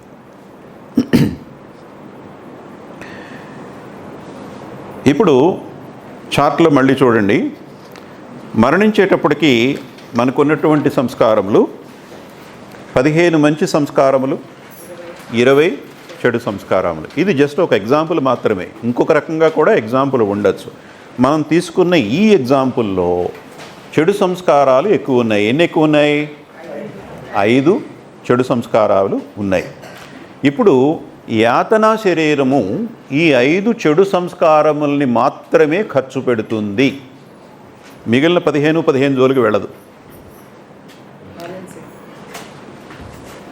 మిగిలిన 15 జోలికి వెళ్ళదు. ఈ 5 సంస్కారములను మాత్రమే ఖర్చు పెడుతుంది. ఇవి చెడు సంస్కారములు కనుక ఈ సంస్కారములను ఖర్చు పెట్టేటప్పుడు మనకు కలిగేటటువంటి అనుభవం నరక అనుభవం కలుగుతుంది ఈ ఎగ్జాంపుల్లో. అదేవిధంగా మరణించేటప్పటికి మంచి సంస్కారములు 20 ఉండి చెడు సంస్కారములు కనుక 15 ఉంటే ఆ అధికముగా ఉన్నటువంటి 5 మంచి సంస్కారములను యాతనా శరీరం ద్వారా ఖర్చు పెట్టడం జరుగుతుంది. అవి మంచి సంస్కారములు కనుక కలిగేటటువంటి అనుభవాన్ని మనం స్వర్గము అంటున్నాము. ఇందాక ఎవరు అడిగారే ఈ మిగిలిన 15, 20 కూడా నెక్స్ట్ జన్మలోకి వెళ్ళిపోతాయా అన్నారు, పార్క్ చేశాను దాన్ని. ఇది జరుగుతుంది. స్వర్గము ద్వారా కానీ నరకము ద్వారా కానీ అధికముగా ఉన్న సంస్కారములు మాత్రమే ఖర్చు అవుతాయి. ఎక్సెస్ ఏదుంటే అది ఖర్చు అవుతుంది. మంచి సంస్కారములు అయితే స్వర్గానుభవం ద్వారా ఖర్చు అవుతాయి, చెడు సంస్కారములు అయితే నరకానుభవం ద్వారా ఖర్చు అవుతాయి. ఖర్చు అయ్యి ఈ రెండు ఎప్పుడైతే సమానమైపోయాయో అది తదుపరి జన్మ తీసుకోవటానికి సంసిద్ధముగా ఉన్నట్టు లెక్క ఆ యాతనా శరీరం. అప్పుడు సమానమైన ఈ ఎగ్జాంపుల్లో 15 మంచి సంస్కారములు 15 చెడు సంస్కారములతోటి తదుపరి జన్మ వస్తుంది.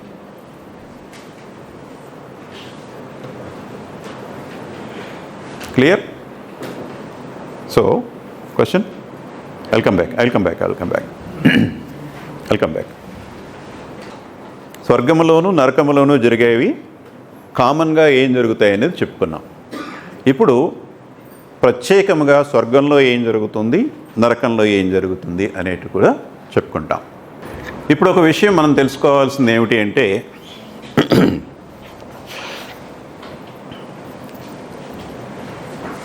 బయట సూర్యకాంతి ఉంది, మనం ఈ లైట్లన్నీ తీసేసినప్పటికీ కూడా, టర్న్ ఆఫ్ చేసినప్పటికీ కూడా కిటికీల్లోంచి వచ్చే సూర్యకాంతి మనకు సరిపోతుంది. మనం ఒకళ్ళొకళ్ళు గుద్దుకోం, కనిపిస్తాం ఒకళ్ళకొకళ్ళు కదా. అంటే సూర్యకాంతి అద్దంలోంచి లోపలికి వస్తుంది కదా.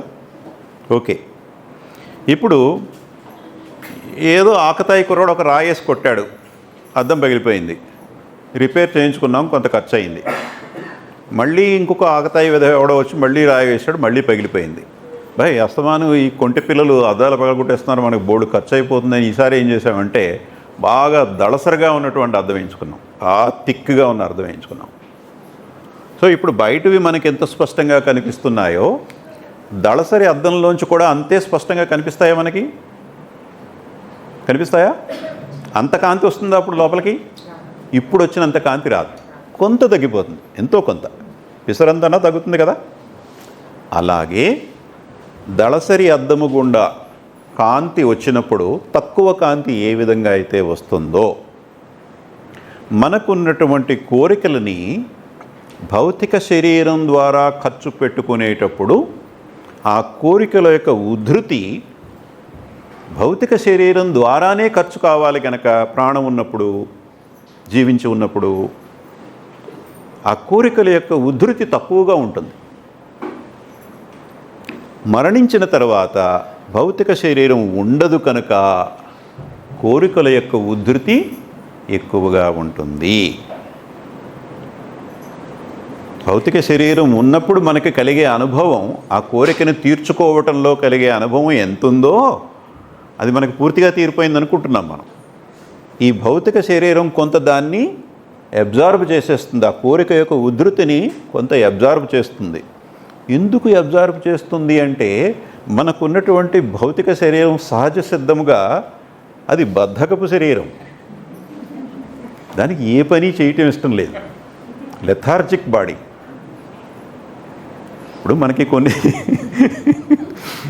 కొన్ని కోరికలు ఉంటాయి. మనకి బయటికి వెళ్ళి కటింగ్ చేయించుకొద్దాం, జుట్టు పెరిగిపోయింది అనుకుంటాం. టీవీ ఎదురుగుండా కూర్చుని రిమోట్ వదలబుద్దేదు, టీవీ వదలబుద్దేదు. కోరిక ఉంది కటింగ్ చేయించుకోవాలని ఆలోచిస్తాం, వెళ్తాంలే నెక్స్ట్ వీకెండ్లో వెళ్దాం అంటాం. కోరిక ఉంది కదా, కానీ అది తీరుతుందా? ఈ విషయంలో అసలు తీరటల్లా. ఎందుకని? ఈ బద్ధకపు శరీరం అడ్డుపడుతుంది, ఇది ఒప్పుకోవట్లా. మనకి కోరిక ఉంది, ఆ కోరికను తీర్చుకునేటటువంటి శక్తి కూడా ఉంది. శక్తి లేక కాదు, intent is there and then required energy is also there. But because of the lethargic nature of this body, ఈ బద్ధకపు శరీరం దాన్ని ఒప్పుకోవటం లేదు, ఆ కోరికను ఆమోదించట్లే. అది ఎంతో బలమైన కోరిక అయితేనే ఆ సోఫాలోంచి లేస్తాం మనం, లేకపోతే లేవం మనం. అంటే ఏమైంది? ఇప్పుడు మనకు కలిగినటువంటి కోరిక బద్ధక శరీరంలో అబ్జార్బ్ అయిపోయింది. పోస్ట్పోన్ అయింది, అది వేరే విషయం, నెక్స్ట్ వీక్ వెళ్తాం, అది వేరే విషయం. ప్రస్తుతానికైతే అబ్జార్బ్ అయిపోయింది.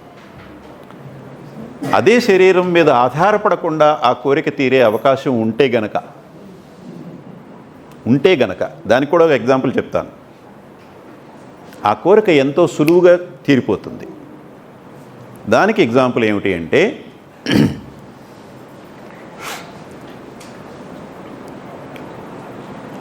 అందరికీ చక్కగా పాడుకోవాలని ఉంటుంది, మంచి పాటలు పాడుకోవాలని ఉంటుంది అందరికీ. అందరూ బాగా పాడగలరా? పాడలేరు. బాగా పాడగలిగిన వాళ్ళు పాడతారు, వినేవాళ్ళకి బాగుంటుంది. కొంతమందికి పాడాలి అనే ఉత్సాహం అయితే ఉంటుంది, కానీ వాళ్ళు పాడితే మనం ఎంజాయ్ చేయలేం, వినలేం. 2-6 సినిమాలో శ్రీలక్ష్మిలాగా వాళ్ళకి పాడాలనే ఉత్సాహమే కానీ, అవతల వాళ్ళు చొక్కాలు చెప్పుకుంటున్నా సరే, తలకాయ పట్టుకెళ్ళి గోడ కొట్టుకుంటున్నా కానీ వీళ్ళు మానరు. ఎందుకు అంటే, మానసిక శరీరంలో పాడాలి అనే కోరిక ఉంది, కానీ దానికి తగిన అనువైనటువంటి శరీరం కాదు ఇది. ఈ శరీరంలోంచి ఆ పాట పూర్తిగా బయటికి రావట్లేదు. ఎంఎస్ సుబ్బలక్ష్మిలాగో, పి సుశీల్లాగో పాడదామంటే ఆ పాట ఈ శరీరంలోంచి రావట్లేదు. ఎందుకంటే ఈ శరీరం దాని ఆ కోరికని మింగేసింది సగం పైన. దీని ఈ శరీరానికి తర్ఫీదిస్తే ఆ వచ్చినట్టు బయటకు పంపించేయచ్చు. లతా మంగేష్కర్ లాగో, పి సుశీల్లాగో పాడుకోవచ్చు, బాగానే ఉంటుంది. కానీ తర్ఫీదు లేనప్పుడు, ఈ శరీరం అనువుగా లేనప్పుడు ఆ కోరిక మనం అనుకున్నట్టు అవ్వదు. మనకి ఫీలింగ్ ఎలా ఉంటుందంటే, పి సుశీల్లాగా పాడేస్తున్నాం, లతా మంగేష్కర్లా పాడేస్తున్నాం అని మనం అనుకుంటాం. వినేవాళ్ళు చూస్తుంటారు, వాళ్ళు వినలేక, కర్మరా బాబు వీడు ఎప్పుడు ఆపుతుంది అని కదా. ఆ విధంగా శరీరం అనేటటువంటిది కోరిక యొక్క ప్రయోగంలో దానికి అనువుగా లేనప్పుడు అది ఆ కోరికని అబ్జార్బ్ చేసుకుంటుంది, పూర్తిగా వ్యక్తం కానివ్వదు. కానీ అదే కోరిక శరీరం లేనప్పుడు సులువుగా వ్యక్తమవుతుంది. ఎలా అంటే, పగలే వెన్నెలా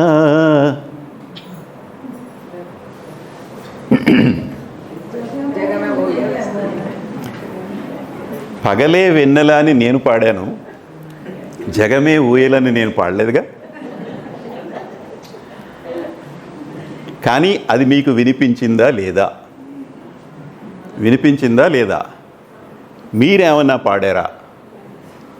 అంటే ఇక్కడ ఒకళ్ళిద్దరు గొంతు కలిపి పాడారనుకోండి, అది వేరే విషయం. నేను అడిగేది మిగిలిన వాళ్ళ సంగతి. మీరేమన్నా పాడారా మీ శరీరాన్ని, మీ గొంతుని ఉపయోగించి? కానీ మీకు అది ఎలా వినపడింది? మీకు మీరు మనసుతోటి పాడారు, శరీరంతో పని లేదు. ఆ పనికి హెయిర్ కట్ చేయించుకోవాలంటే శరీరం ఉండాలి. హెయిర్ కట్ అనేది శరీరం లేకుండా చేసుకునే పని కాదు అది, కదా. కానీ పాట పాడుకోవటం అనేటువంటి దానికి శరీరంతో పని లేదు. కూని రాగాలు తీసుకుని ఎంజాయ్ చేయొచ్చు, అసలు కూని రాగం కూడా తీయకుండా ఎంజాయ్ చేయొచ్చు. అదే పని ఇప్పుడు మీరు చేశారు. నేను పగలే వినాలనగానే జగమే ఊయలు అనేది మీకు వినపడిపోయింది, అవునా కదా. అలాగా కొన్ని కోరికలు శరీరం లేనప్పుడు బాగా ఉంటాయి, కొన్ని కోరికలకు శరీరం ఉండి తీరాలి. బుర్రగొరిగించుకోవాలంటే శరీరం లేకుండా ఎవరు బుర్రగొరుగుతాం మనం? దానికి ఖచ్చితంగా శరీరం ఉండాలి. ఈ విధంగా ఈ వైవిధ్యం ఉండటం వల్ల కూడా మనకి అనుభవాల్లో తేడాలు ఉంటాయి. శరీరం మీద ఆధారపడి తీర్చుకోవలసినటువంటి కోరికలని ముతక కోరికలు, ఇంగ్లీష్లో కోర్సర్ డిజైర్స్ అంటారు. తెలుగులో చెప్పుకోవాలంటే ముతక కోరికలు లేక గరుగు కోరికలు. ముతక కద్దరు అంటాం కదా, కద్దరులో సాదా కద్దరు ఉంటుంది, ముతక కద్దరు ఉంటుంది, అది గరుగ్గా ఉంటుంది. మరి గరుగు కోరికలు అనటం కాకుండా ముతక కోరికలు అంటే కొంచెం మనకి వెనసొంపుగా ఉంటుంది. కోర్సర్ డిజైర్స్, భౌతిక శరీరం ఉంటేనే బాగా కొన్ని కోరికలు తీరుతాయి, భౌతిక శరీరం లేకుండా ఉంటే మరికొన్ని కోరికలు బాగా తీరుతాయి. వాటిని ఇంగ్లీష్లో ఫైనర్ డిజైర్స్ అన్నారు బాబా. ఫైనర్ డిజైర్స్ తెలుగులో చెప్పుకోవాలంటే లలితమైనటువంటి వాంఛలు, లలితమైన కోరికలు లేక లలితమైనటువంటి వాంఛలు. ఈ విధంగా మనకున్నటువంటి కోరికలలో భౌతిక శరీరం ద్వారా చక్కగా తీరేవి కొన్నుండగా, భౌతిక శరీరం లేకుండా ఉంటేనే బాగా తీరేవి కొన్ని ఉంటాయి. ఈ రెండింటి వల్ల కూడా తేడా వస్తుంది. భౌతిక శరీరం ద్వారానే తీరేటటువంటి కోరికలు యాతనా శరీరం ద్వారా ఖర్చు పెట్టుకోవాలంటే సులువవుతుందా, కష్టమవుతుందా? భౌతిక శరీరం ద్వారానే తీరేటటువంటి కోరికలు మరణం తర్వాత యాతనా శరీరం ద్వారా ఖర్చు పెట్టాలంటే అది సులువవుతుందా, కష్టమవుతుందా? ఎందుకని? భౌతిక శరీరం లేదు, అది ఉంటేనే తీరుతుంది. ఇది లేనప్పుడు మన సైకిల్కి ప్యాచ్ పడినట్టు లెక్క అనమాట, కదా. సైకిల్ ఉంటే హాయిగా మన పని మనం చేసుకుంటాం, ప్యాచ్ పడింది, ఇప్పుడు మనం చేయడానికి లేదు, కష్టం, నడిచి వెళ్ళాలి. ఆ కష్టమే నరకం. భౌతిక శరీరం ద్వారా తీరే కోరికలు యాతనా శరీరం ద్వారా ఖర్చు పెట్టేటప్పుడు భౌతిక శరీరం అక్కడ మనకి అందుబాటులో ఉండదు కనుక ఆ కోరిక మళ్ళీ తీర్చుకోవాలి అంటే మనసు విపరీతమైనటువంటి వేదనకి లోనవుతుంది. అల్టిమేట్గా సక్సెస్ అవుతుందా? అవ్వదు. భౌతిక శరీరం లేకుండా కోరిక ఎలా తీరుతుంది? ప్రయత్నం అయితే చేస్తుంది, విపరీతమైనటువంటి ప్రయత్నం చేస్తుంది, ఎంతో వేదన పడుతుంది, చివరికి ఫెయిల్ అవుతుంది. ఆ ఫెయిల్యూర్ వల్ల వచ్చేటటువంటి బాధ, సఫరింగ్, మనకి ఇప్పుడు శరీరంతో ఉండి మనం కొన్ని ఫెయిల్స్ అవుతుంటాం కదా, కొన్ని పనుల్లో మనం ఫెయిల్ అవుతుంటాం, అప్పుడు వచ్చే బాధ కన్నా అనేక రెట్లు బాధ ఉంటుంది. భౌతిక శరీరంతో తీరే కోరికలు భౌతిక శరీరం లేకుండా తీరాలంటే విపరీతమైన బాధకి లోనవటం జరుగుతుంది. అది నరక అనుభవం అంటే. అదేవిధంగా ఇందాక చెప్పుకున్నట్టు లలితమైనటువంటి వాంఛల్లోకి ఏమి వస్తాయి అంటే కళలను ప్రదర్శించటం అనేటటువంటిది, కరుణ, దయ, దాతృత్వం, ప్రేమ, ఇటువంటివన్నీ కూడా లలితమైనటువంటి కోరికలు. ఈ కోరికలు యాతనా శరీరం ద్వారా ఖర్చు పెట్టాల్సి వచ్చినప్పుడు భౌతిక శరీరం ఉండదు కనుక ఈ కోరికలు మనం ఈ భౌతిక జగత్తులో ఖర్చు పెట్టుకున్నప్పుడు ఎంత ఆనందం వస్తుందో అంతకన్నా ఎక్కువ ఆనందం వస్తుంది. ఎందుకని శ్రీలక్ష్మిలాగా మనకు పాడదాం ఉంది కానీ ఈ శరీరం వల్ల మనకి సరిగ్గా రావట్లేదు, పాట సరిగ్గా రావట్లే. అందరూ లవోదీపమని గోలపెట్టేస్తున్నారు. శరీరం లేదనుకోండి, మీరు ఇందాక జగమే ఊయలని మనసుతో ఎలా పాడారు, అలాగా ఎంతో సులువుగా దాన్ని పాడేసుకోవచ్చు. ఎంతో మధురంగా కూడా ఉంటుంది అది. ఆ మధురమైనటువంటి అనుభూతి ద్వారా కలిగినటువంటి అమితమైన ఆనందమే స్వర్గము. క్లియర్?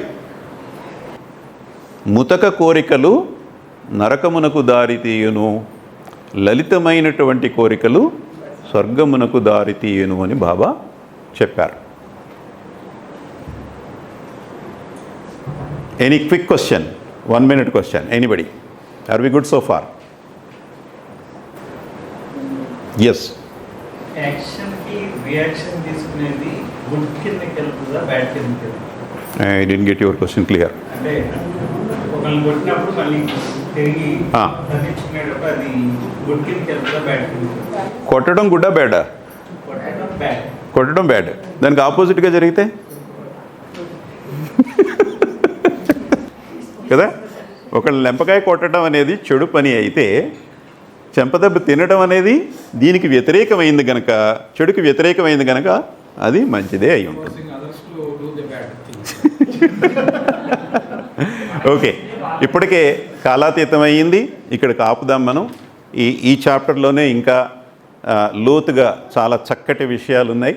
అవి మనం తదుపరి సెషన్లో చాలా వివరంగా చెప్పుకుందాం. అవి తెలుసుకోవటం ద్వారా మనం మన ఆలోచనలు ఏ విధంగా ఇప్పుడు గ్రూమ్ చేసుకోవాలి, మన ప్రవర్తనని ఏ విధంగా గ్రూమ్ చేసుకోవాలనేది మనకి మరింత బాగా అర్థమవుతుంది. మిగిలిన ప్రవచనాల ద్వారా కొంత గ్రూమింగ్ అది మనం తెలుసుకున్నాం. ఈ ప్రవచనం ద్వారా కూడా అది మనకి మరింత తెలిసేటటువంటి అవకాశం ఉంది. అవతార్ మెహర్ బాబాకి జై. मेहर बाबा मेहर बाबा, मेहर बाबा मेहर बाबा, मेहर बाबा मेहर बाबा.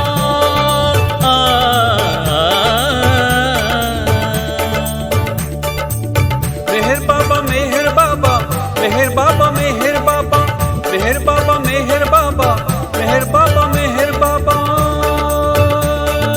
मेहर बाबा मेहर बाबा, मेहर बाबा मेहर बाबा, मेहर बाबा मेहर बाबा, मेहर बाबा मेहर बाबा, मेहर बाबा मेहर बाबा, मेहर बाबा मेहर बाबा, मेहर बाबा मेहर बाबा, मेहर बाबा मेहर बाबा, मेहर बाबा मेहर बाबा.